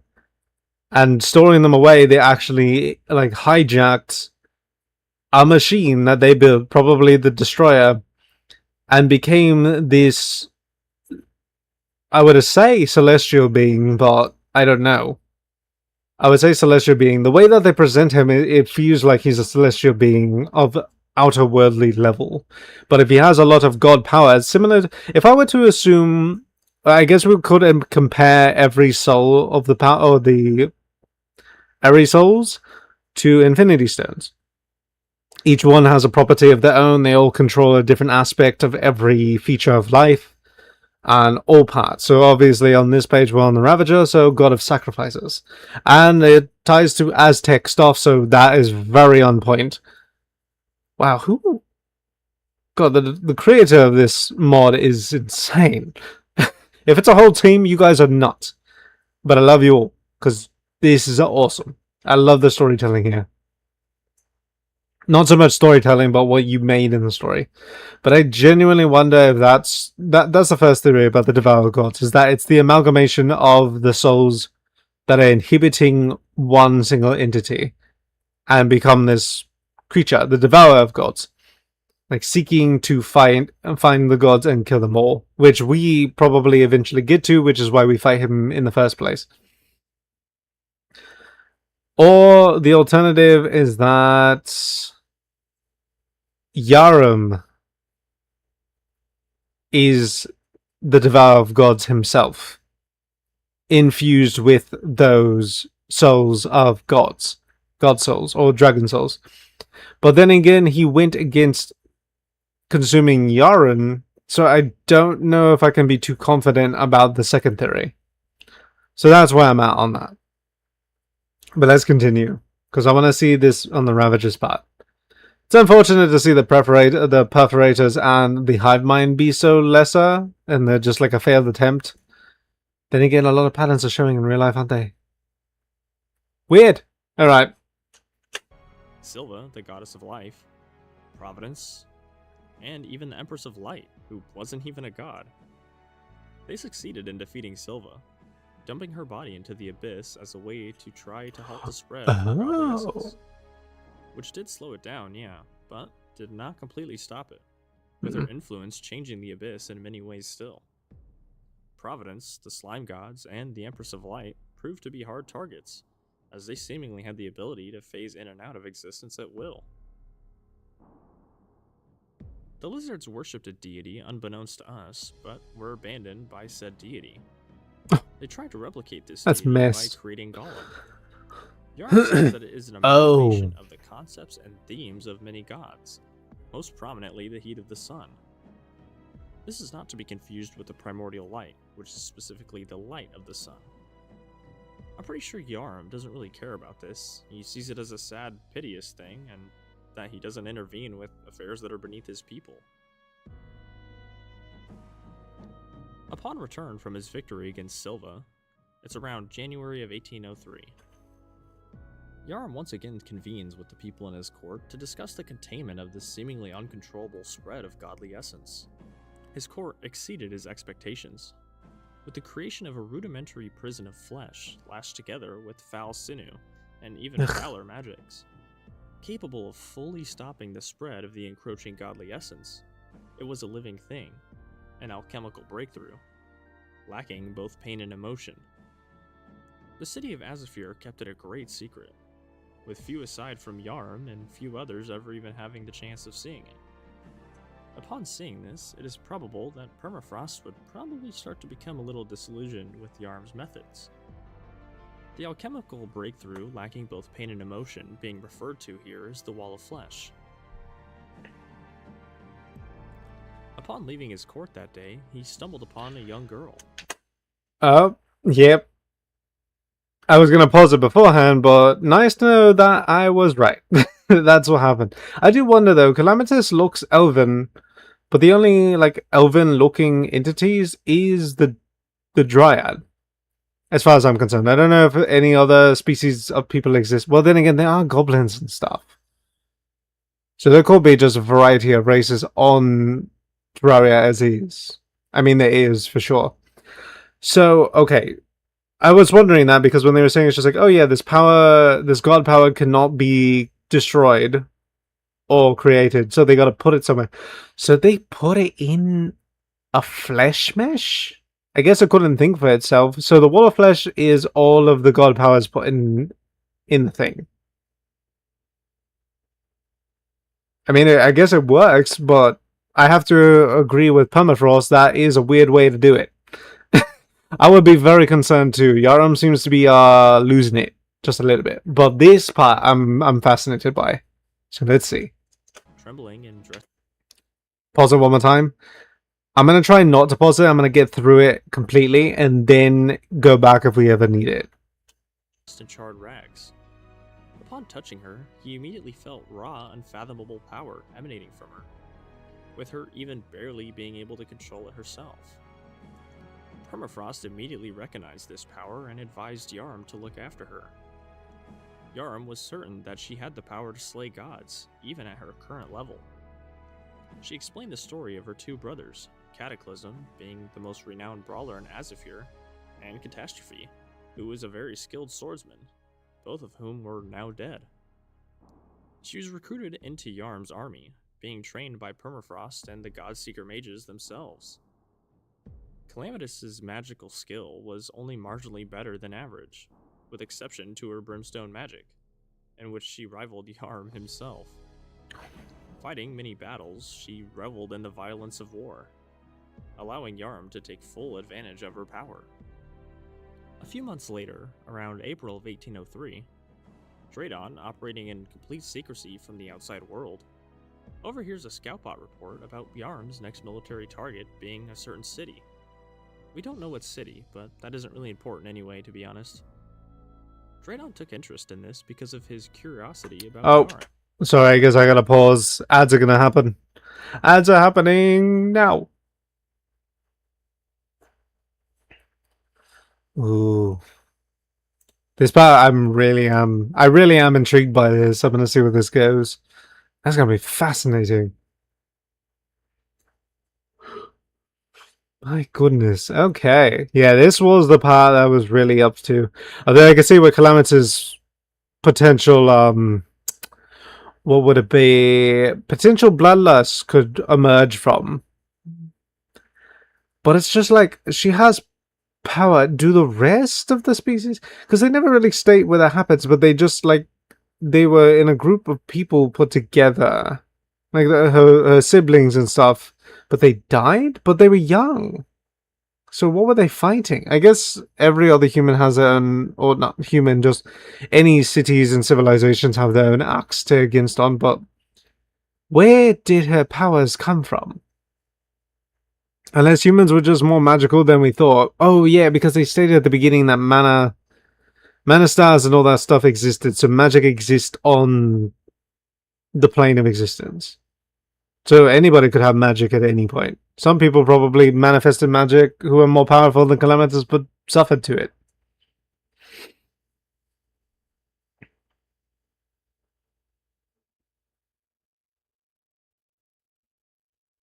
Hello? It's been a minute. Alright, let's go back. Let's continue the story. Who would be accompanying Yarm to the city.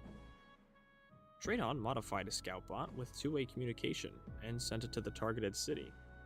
However, upon his scoutbot's arrival, the city had already fallen a week prior. Surprised equally by his own miscalculation as he was by Yarm's absolute military might and prowess. He located Yarm still. Yarm was directing cleanup efforts on a charged street, likely from Calamity's brimstone magic, when he noticed Draydon's reconnaissance drone. Yarm quickly deduced that Draydon was the source of the mysterious beings of steel and oil from centuries past. Yarm was perceptive to Draydon's proposals. They were pretty simple. He would join Yarm's cause and focus his research on assets to benefit Yarm's campaign, and, in return, Yarm would ensure Draydon's protection and provide him ample resources to pursue his work. Yarm was initially skeptical, but accepted after Draydon presented him with some examples of his technology.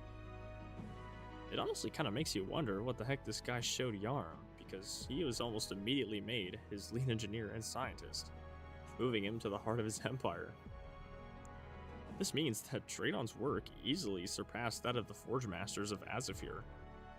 And to be honest, it's kind of crazy how many projects Draydon gets tasked with right off the bat. He gets tasked with lessening the environmental impact of Azafir, which further proves my theory of Azafir being Yarm headquarters, because why else would he care about the environmental impact if it wasn't his own city?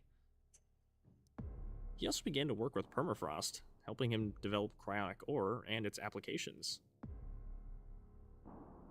He also provided Yarm's army with great weaponry better than anyone had ever seen, given to people based on their power and rank, with Godseekers receiving the most powerful breakthroughs in military weaponry. And although Draydon was tasked with lessening the environmental impact of Azafir on the Abyss, he still confusingly names it his official dumping ground for all sorts of waste produced throughout the Crusades. Ooh, okay, I'm going to pause here for a moment because I thought they were going to get more info on Calamitous. But they're just dealing with like this partnership so far.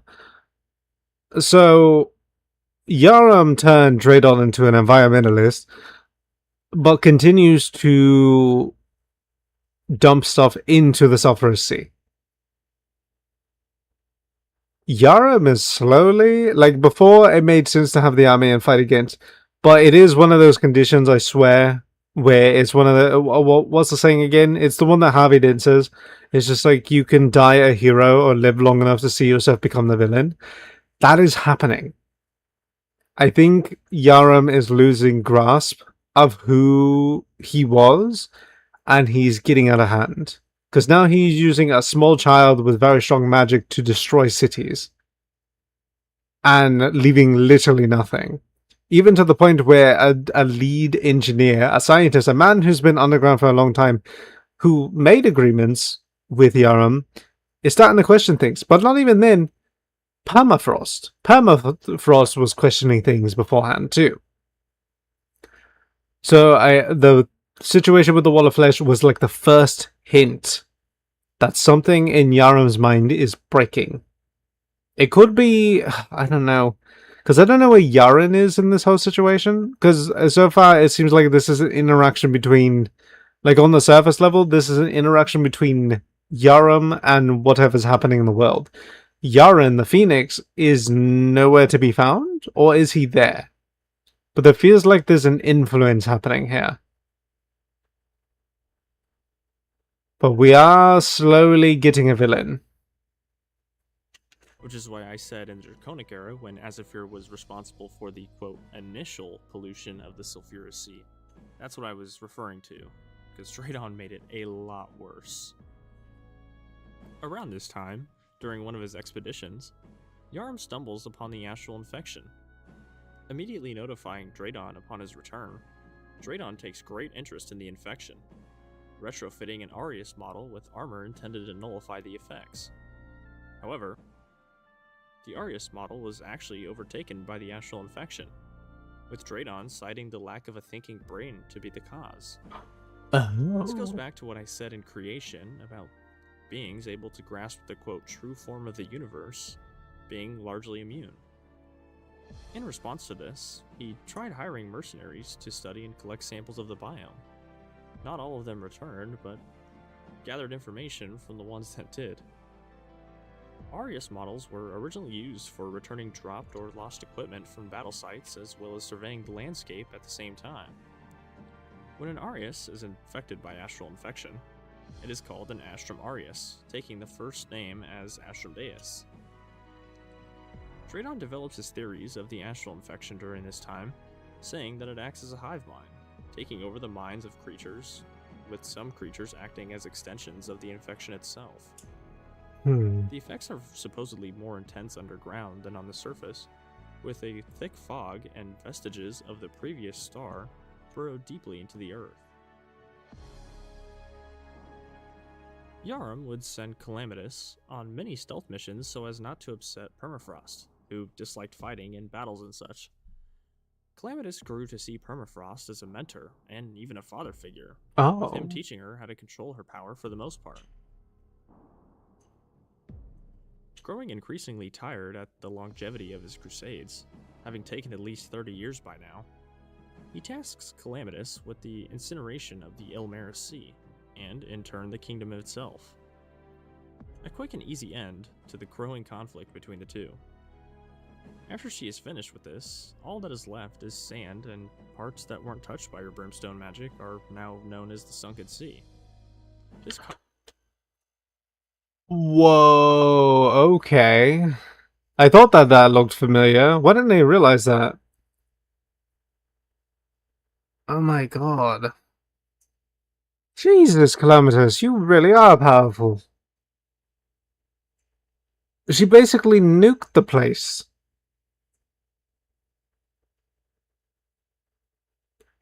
One thing I wonder though is why. Oh, it was the Iliad Sea. It was inhabited. Okay. Oh my god. Caused many species like the aquatic scourge and crabulons to flee the now desert, unfit for their biology any longer. Some species, like the desert scourge, simply adapted to this new environment. You're telling me that Calamitous made the desert? So, that's one of the weird things. I just assume that all of these environments exist in Terraria because they're so natural, but they're natural on our planet. But you're telling me in Terraria that the entire world literally existed as like an entire like forest and jungle? Like every plane of existence was forest, jungle, and ocean. Only to reach the point where the involvement of these species like Calamitous and the Astrum Arias and the dragons and everything of the sort got very involved, causing what we know to be what the environment is now. So the desert literally only exists because Calamitous did this. That's how powerful she is? Really? Oh my god. I could be blowing this out of proportion, but just based on the information we were given, this is exactly what happened. Draydon then makes some discoveries working with the souls of slain Godseeker ranking soldiers. He recreates them into mechanical monstrosities, with interlocked armor and blessed metal, of course referring to the Destroyer, Twins, and Skeletron Prime. Draydon admits that he actually used old repurposed mining equipment as the framework, but kept it to himself. Sorry about that. Sorry, that was an early pause. I was going to say, I wonder if that still incorporates...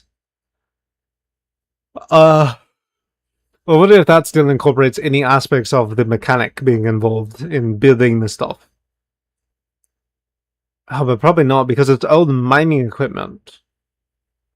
But in the original timeline, she builds them because she was kidnapped, taken into the dungeon to rebuild a potential new body for Cthulhu. Man, I love this story so far, though. I know I keep tying it back to the original, but I just try to compare to see if there's any sort of, like, intertwining in the story. Like, similarities. Draydon also makes the discovery that Calamitus' brimstone magic has the same exact energy signature as the brimstone elemental, who has remained dormant all this time.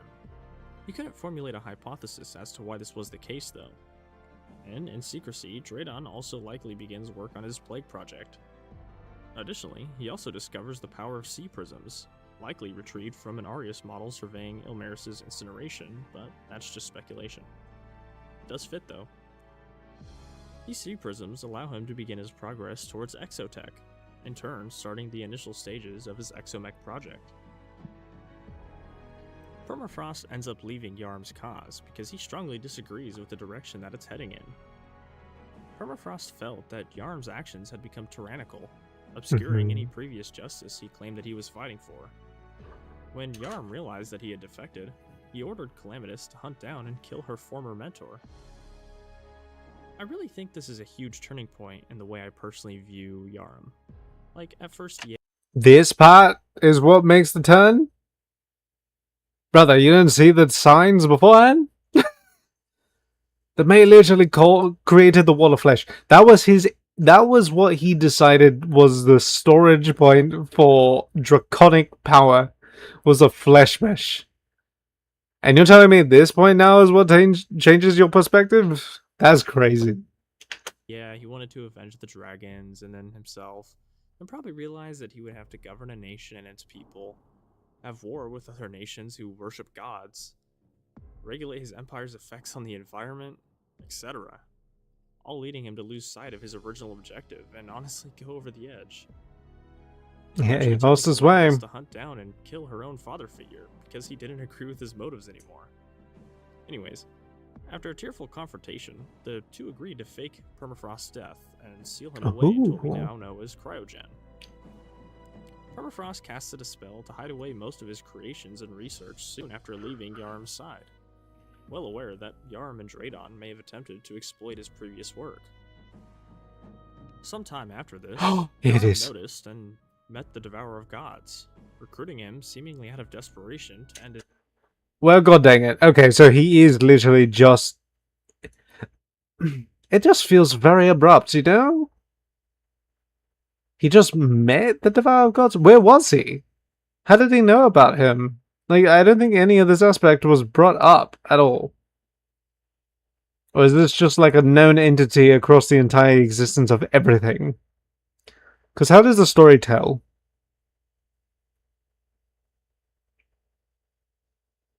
And Yaram engrossed him? Okay. But how did they know about it?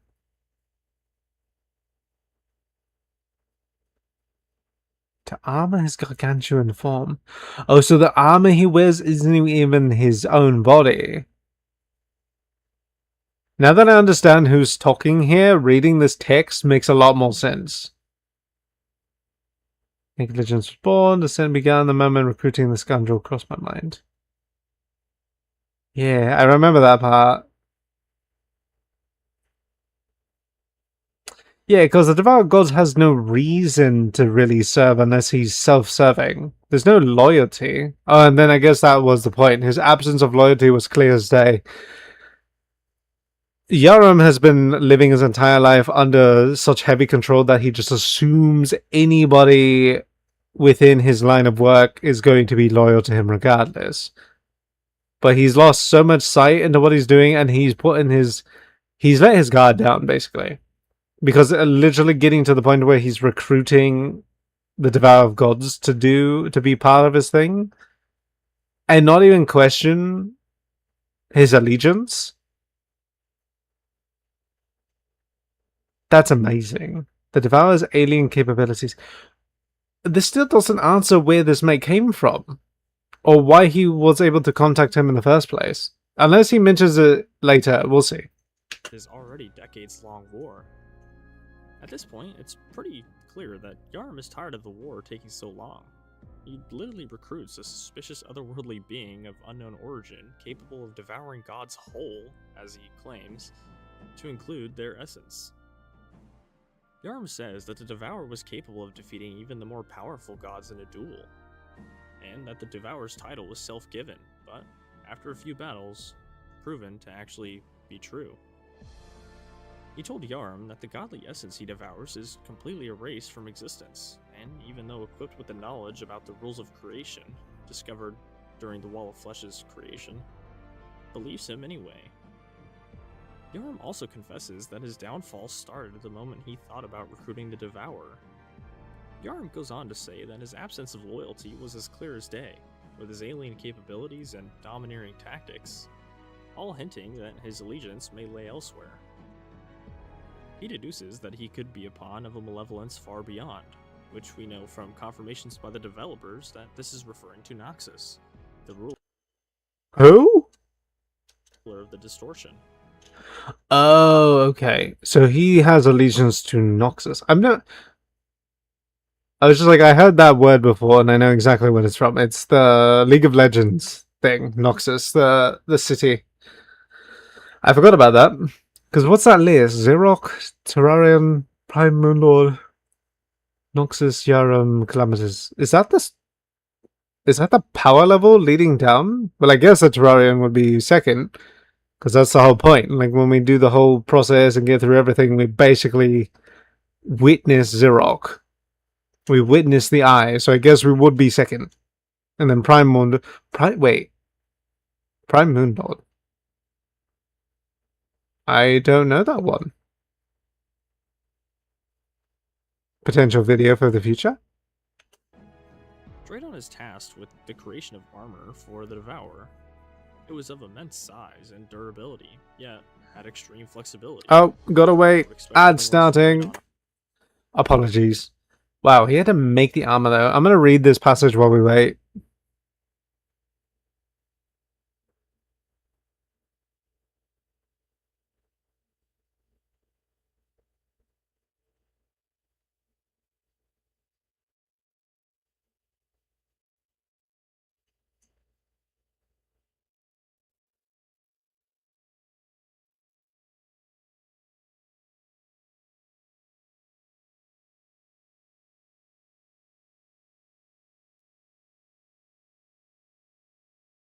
Oh.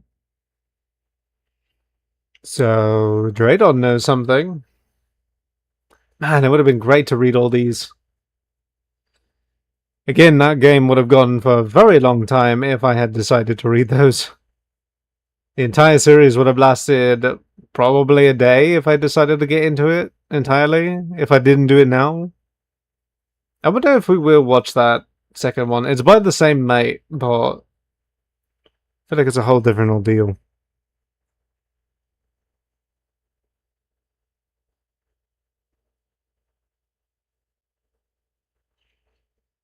It was funny. I've been reflecting on it. I was just like, how did I not know any of this stuff was happening? I forgot I was asking Zodra about all of this, and I didn't really get much of an answer besides it's just like, oh, it's just this. It's just this. It's like, mate, do you know what I'm looking at? Do you know what you're looking at? Maybe you lost interest, but I am enthralled by what I'm watching here. Oh, we're back. Okay. So I was having a little comment to myself. If you managed to hear it, perfect. If you didn't, I will probably say it again next time. Well, actually, no. I was talking about it how our mate, the mate who brought us back into Terraria after all this time and brought us to Calamity, he kind of brushed off a lot of the context about the game, and we kind of just played the game. So there's a lot of portions to Calamity that I missed, that I'm experiencing for the first time now, that I never got to experience again because everything was kind of just brushed off as just like, it's just story. Like, it didn't matter. This is amazing stuff, and I'm glad that I'm looking into it, but I wish I had experienced it then. I feel like it would have had a different impact. But let's continue. Honestly. Draydon created the armor from Cosmolite, derived from the Devourer's place of origin, being the Distortion. Draydon utilized Cosmolite in the creation of Exotech, furthering the progress of his exomechs. Remember how I said way back when that the Dungeon Dragon cult locked the Ceaseless Void in the depths? Well, after seeing the Devourer and Yarm's cooperation, they showed Yarm the, quote, previously inert, which implies now active, Ceaseless Void portal to the Distortion. The Devourer of Gods claims that this is his creation, but Yarm saw straight through his lie this time. He now knows that something far more powerful, being Noxus, was at hand. However, even faced with this looming threat, he simply walked away and didn't return. Yeah, I felt like because I talked about Noxus twice this time, I don't recall his name either. Like Silva before, I assume Silva was just a human who got their hands on power, and then it was stripped away from them when Yarum came around. So now we have Noxus, which is a name I've heard twice in this and still don't know the connection to. I don't remember if it was ever brought up later on. I guess we'll find the context. When one of these pops up, it'll probably say Noxus and I will recognize it then, but I don't know why I can't reflect on it at all. Noxus. Do we see anything about Noxus besides just a name? Because he's not even that powerful on the listing, apparently. So who is this? Why he just walked away from this was a mystery. Maybe Bjarm had so much on his plate already that he was just tired of it all. But that's just speculation. Draydon, though, on his quest for infinite knowledge, probed the distortion while he worked on the armor for the Devourer of Gods.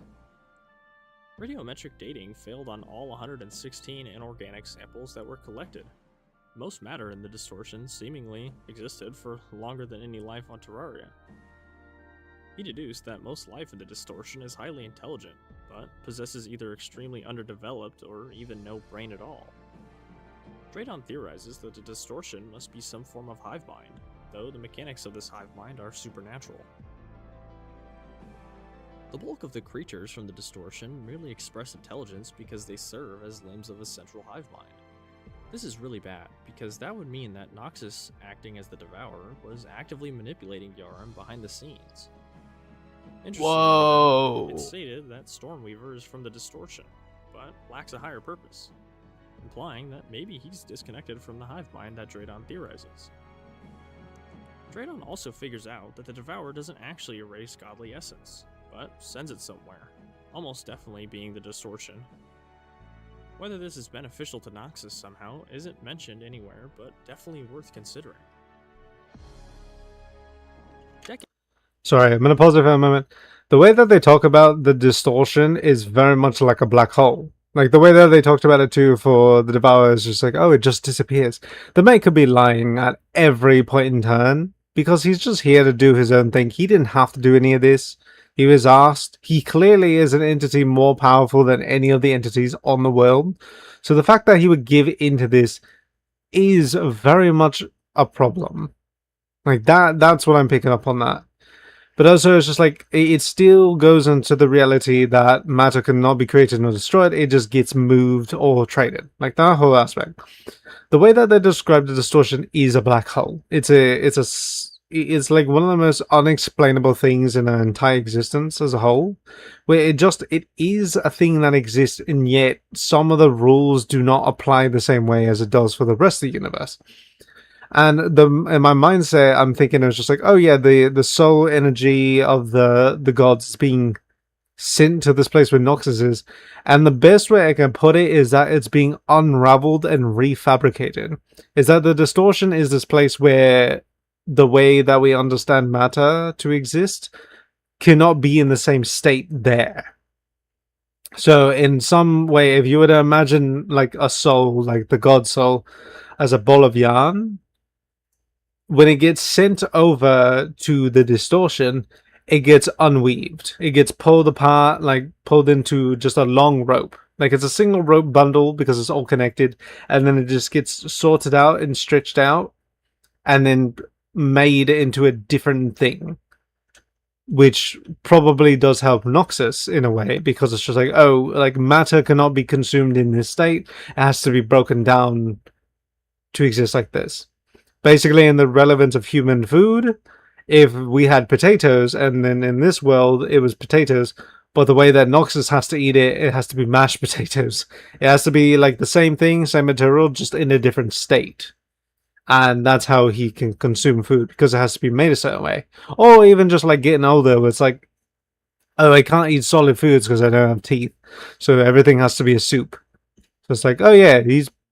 And if they are stating that potentially the distortion is older than life on Terraria, Noxus could literally just be like the celestial old man. He could be that.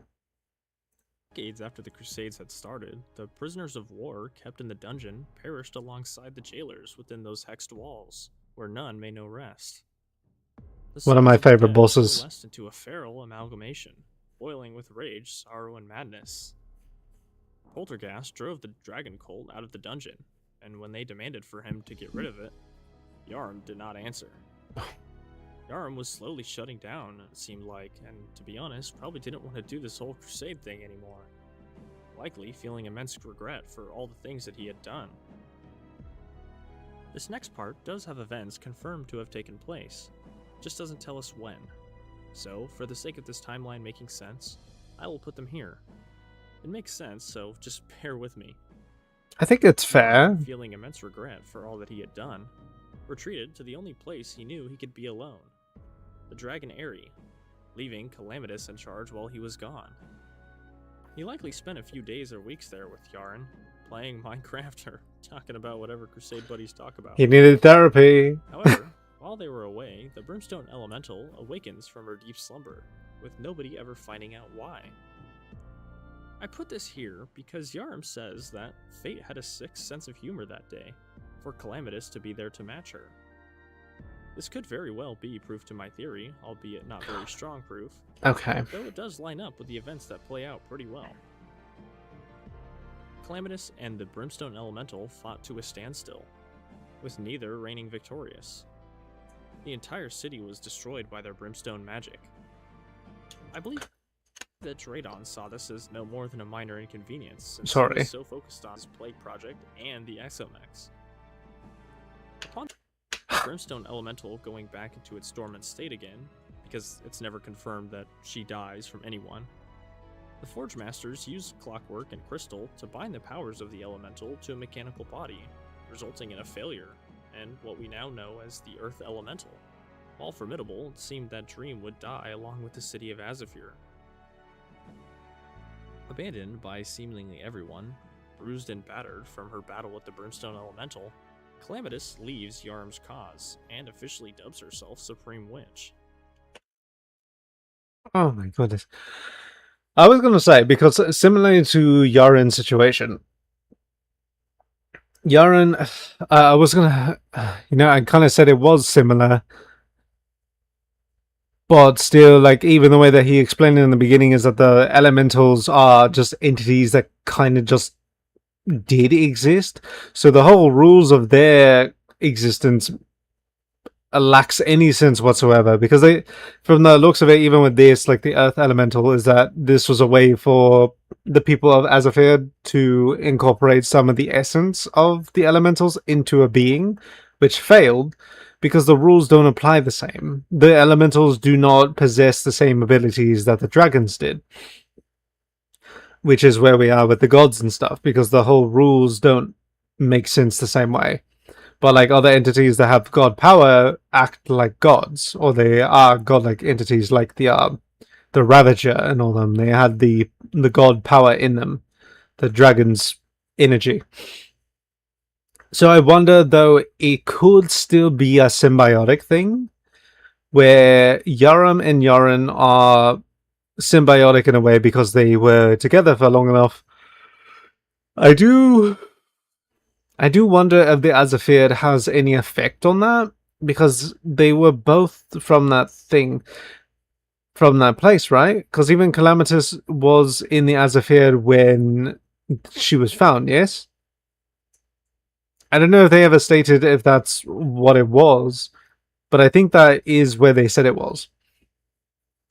So I'm just thinking on that point, if it is in some case symbiotic, I wonder if Calamitous is somehow symbiotically connected to the Brimstone Elemental. Almost like, it's hard to say specifically what the connection would be. It would be definitely psychological in a way, where, like, in the slumber of the Brimstone Elemental, in her sleep, she somehow manifested herself into Calamitous. And that's why, like, when Yaram found Calamitous, she was powerful but unstable. It's because she has a lot of power in her because of the brimstone elemental having an impact on her, but not having no way of controlling it. And when he left to retreat to the what do they call the place? The area. When they left, when Yarum left for the area, it gave an opportunity for Calamitous to come and meet her maker, basically, which led to them to a one-on-one fight to see if she could overpower the very entity that gave her powers in the first place. Because we literally, with the way that the story is going, we have no idea how Calamitous' mind is working with all this. So far, the story of Calamity follows the line of Yarum. This is Yarum's story, but it's called Calamity, which has a heavy tie to Calamitous. So I assumed that we were going to get more information about her early on, but we're getting close to the end of the video, with literally only like 4 minutes left. But we do have that other video that at some point we can watch. But it's just like, what is the connection there? What is something that caused Calamitous to do this, to act in a way where she was just like, was it a power thing? Was it revenge? Like, what is it that happened to Calamitous that we do not know? Because it seemed like she went to meet her maker and potentially overthrow her.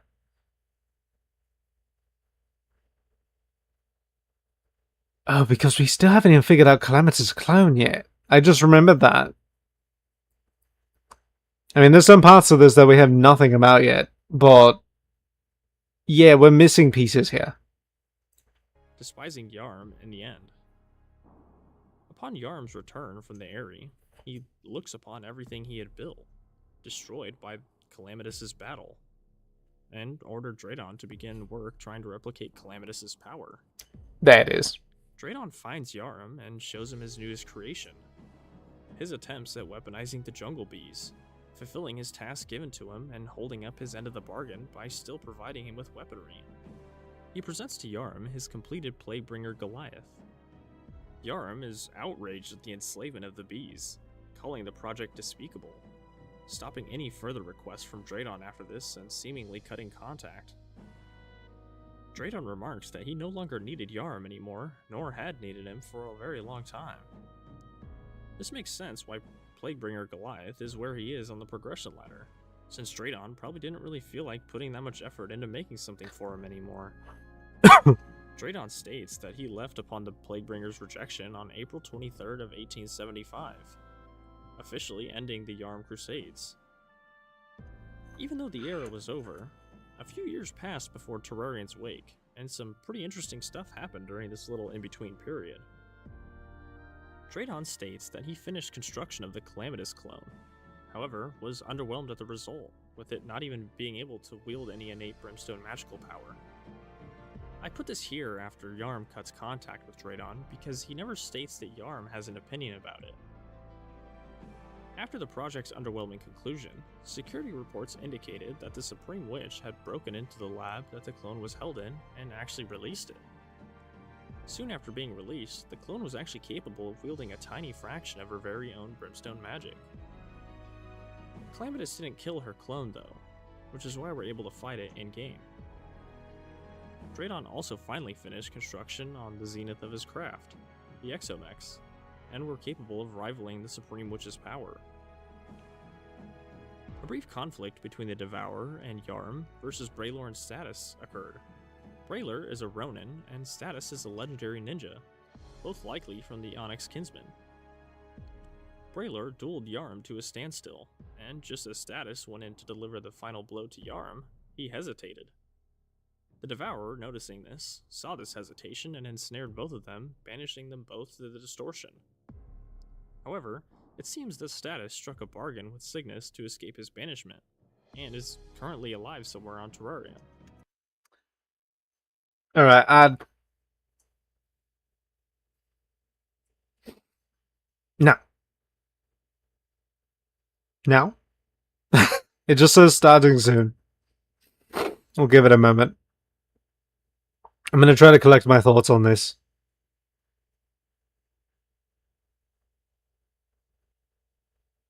Oh my goodness. It's going for a minute. There we go.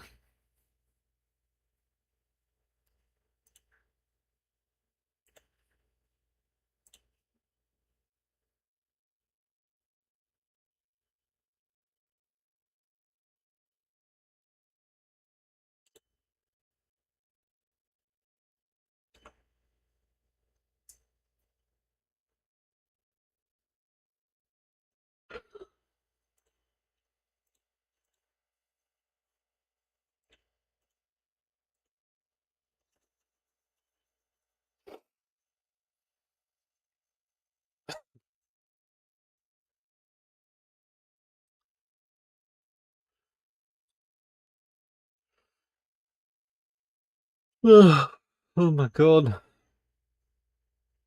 I am definitely going to bed after this.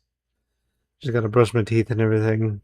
Had a good kombucha, so hopefully my stomach will appreciate it. I did have like half a bag of salad before I left for work yesterday. So we'll see how things go. I need to give this a moment though. My eyes are getting a little watery now. Had my glasses off for too long as far as I'm concerned. Just gotta take a moment before I start speaking again.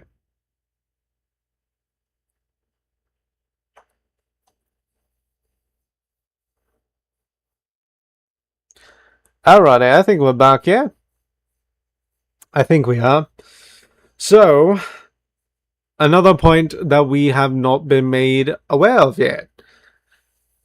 Clearly, there is some sort of connection to Calamitous that we do not know. I might be just hyping up on the Calamitous thing a little too much, because the whole point of it does seem to be following Yarum in this whole plotline.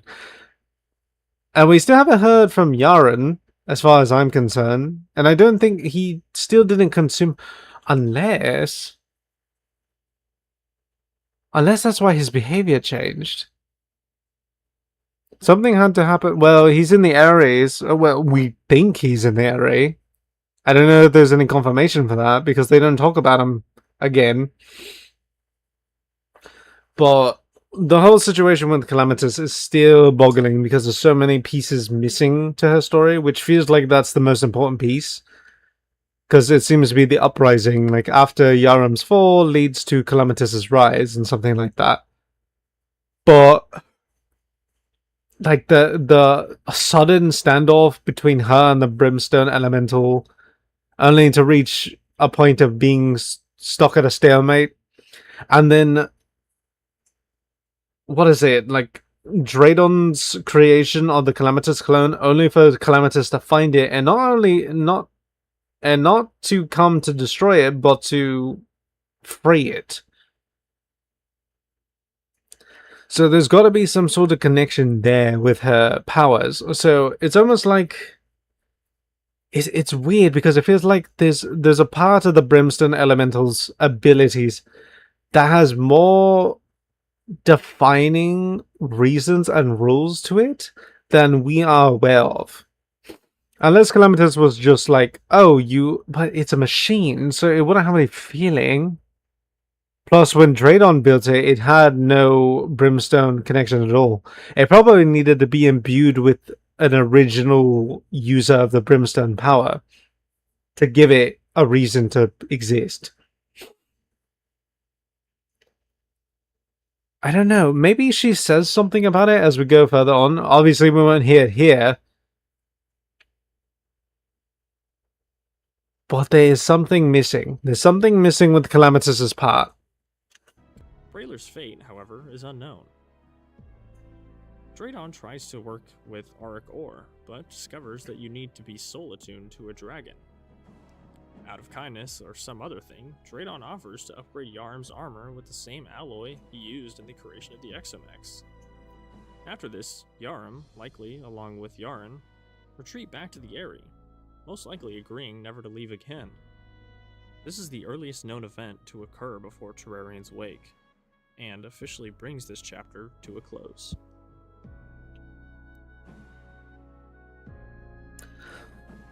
Okay. Oh, Wrath of Gods. This is a different mod pack, isn't it? This one. Yeah. Can you guys see my mouse? No. I know that's one that we'll probably have to play too, but oh my god. Okay. Well, that is the Terraria Calamity lore. I love the story so far. I love where it went and where it started. Obviously, in the beginning, it's a similar problem to real life. Is like, oh, in the beginning, we don't know what happened, but from what we know and to where it is now, like ultimately, the only thing I really care about knowing at this point is what is Calamitus's deal, what the whole thing there is, because eventually we do defeat her and we win in that fight. Like the brimstone thing happens. Ultimately, I don't know if she's like the ultimate villain. It just feels like this mod is called Calamity because of everything that's happening. It's not specifically tied to Calamitous. I think it's just like a on the nose kind of thing. It just feels a little on the nose. But it's like everything that went down. Because the Exomix happens. We have Permafrost, Cryogen. Yarum, as far as we know, we don't ever see him again, but we do see Yaren, and if they did flee to the area, then Yaren came back when we had to fight. But he says nothing. Well, he does say something. But he would return to the area after he dies. But then, as the Terrarians, as he says, like, we don't even happen yet. So not even do the players exist, but an entire species don't exist. So there's a whole stage of history of creatures that exist way before the Terrarians did. So yeah, there's species and stuff. It's not to say that they're human, but they are something. They are some species, some pre-stated human beforehand. But I really want to know the full thing on that. I really want to. Because still, the whole thing with the devour gods just kind of, it feels like it came out of nowhere, and he's a big problem too. But still, just it's how he was found and how he got to where he was. And then of course we have like the Astrum infection, which was predated, pre like Earth with the fragmented Earth and everything. But there is something about the brimstone stuff that has a lot more power to it and a lot more rules that we're negating. But then a lot of the things that Yaren did, or Yarum, a lot of the things that he did that led him to his downfall and the loss of everybody he ever knew and cared for. Man, it's so complex because I think the part that leaves it a mystery is the fact that we don't know. We don't know what happened. The only one that we know for sure that really happened was Drayden, because Drayden, the mate was just an engineer. He wanted to build things, like that's what he did, and he succeeded at building things. Like some of them didn't work, but they ultimately got to the point that they needed to be.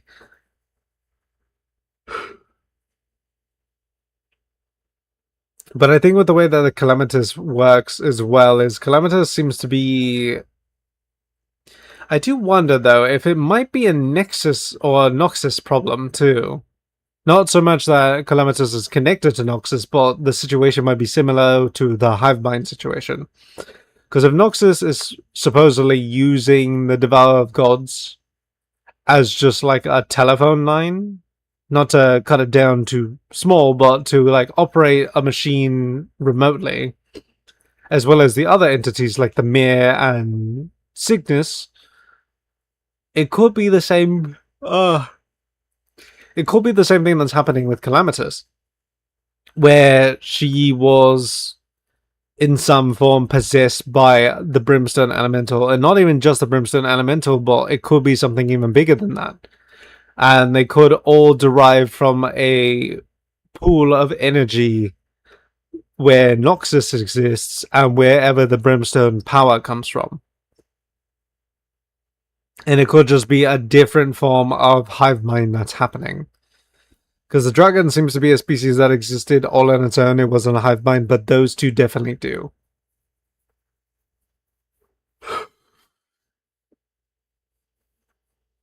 Then what else? What else was there? But yeah, even like with Yaram's situation, like his entire mindset shifted. It could be something complex, but honestly, it definitely feels like something that's just so it's so much smaller. It very is. It feels like a human problem where it's just like, okay, this like I'm getting impatient. I've had enough of this. I'm getting tired. Just get done with. Doesn't matter how it ends. I just want it to end. Like that kind of situation. The mate wants to retire. That seems to be his premise, but it's weird because it feels like everybody's things have been fulfilled, yet it's just beginning. And that's the part that confuses me about how this video ended, is because it's just like, oh, it leads into the Terrarians, but I guess that maybe that's why it goes into the next thing, because we ultimately get the answers as soon as we start playing.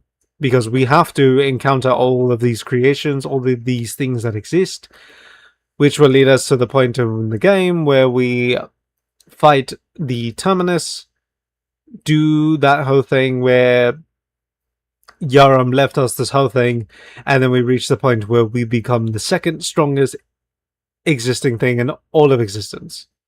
Because we are imbued with the power of all gods, or besides the primordial light, which I presume primordial light kind of concises with like the Big Bang, where it's like, oh, the light existed as soon as the universe existed, kind of thing. I just came to a weird thought just now about our existence, that the primordial light. I just wonder if all matter existed, but it's because light manifested during the Big Bang that just made it visible. I don't know. That's a weird thing to state. And obviously, since we have moving things in the universe, who knows? Like, all of matter could have just existed, but because. Oh, but energy wouldn't exist then. But then if light just came out of nowhere. Ooh, something to think about. But nobody's here to hear this. It's okay. It will be there. I don't know if I'll edit it down to anything. It's a big stream, and plus I have other stuff that I want to work on. But that's it for stream today. I do need to end this. But yeah, that's about it. Anybody who happens to see this in the future, thank you. But if anybody missed it, I do recommend watching it yourself and get back to me if there's anything that is or isn't true or you think has been confirmed. But there's a whole nother video that we could get into. Might have to be a two-parter situation, because this was only an hour and we've been here for 2.5. So that tells you how much time has been filler, to say the least. And if the next one is going to be 2 hours long, I can't even imagine how long the stream is going to be. But that'll be it. Thank you, mates. I will see you all another day. Goodbye.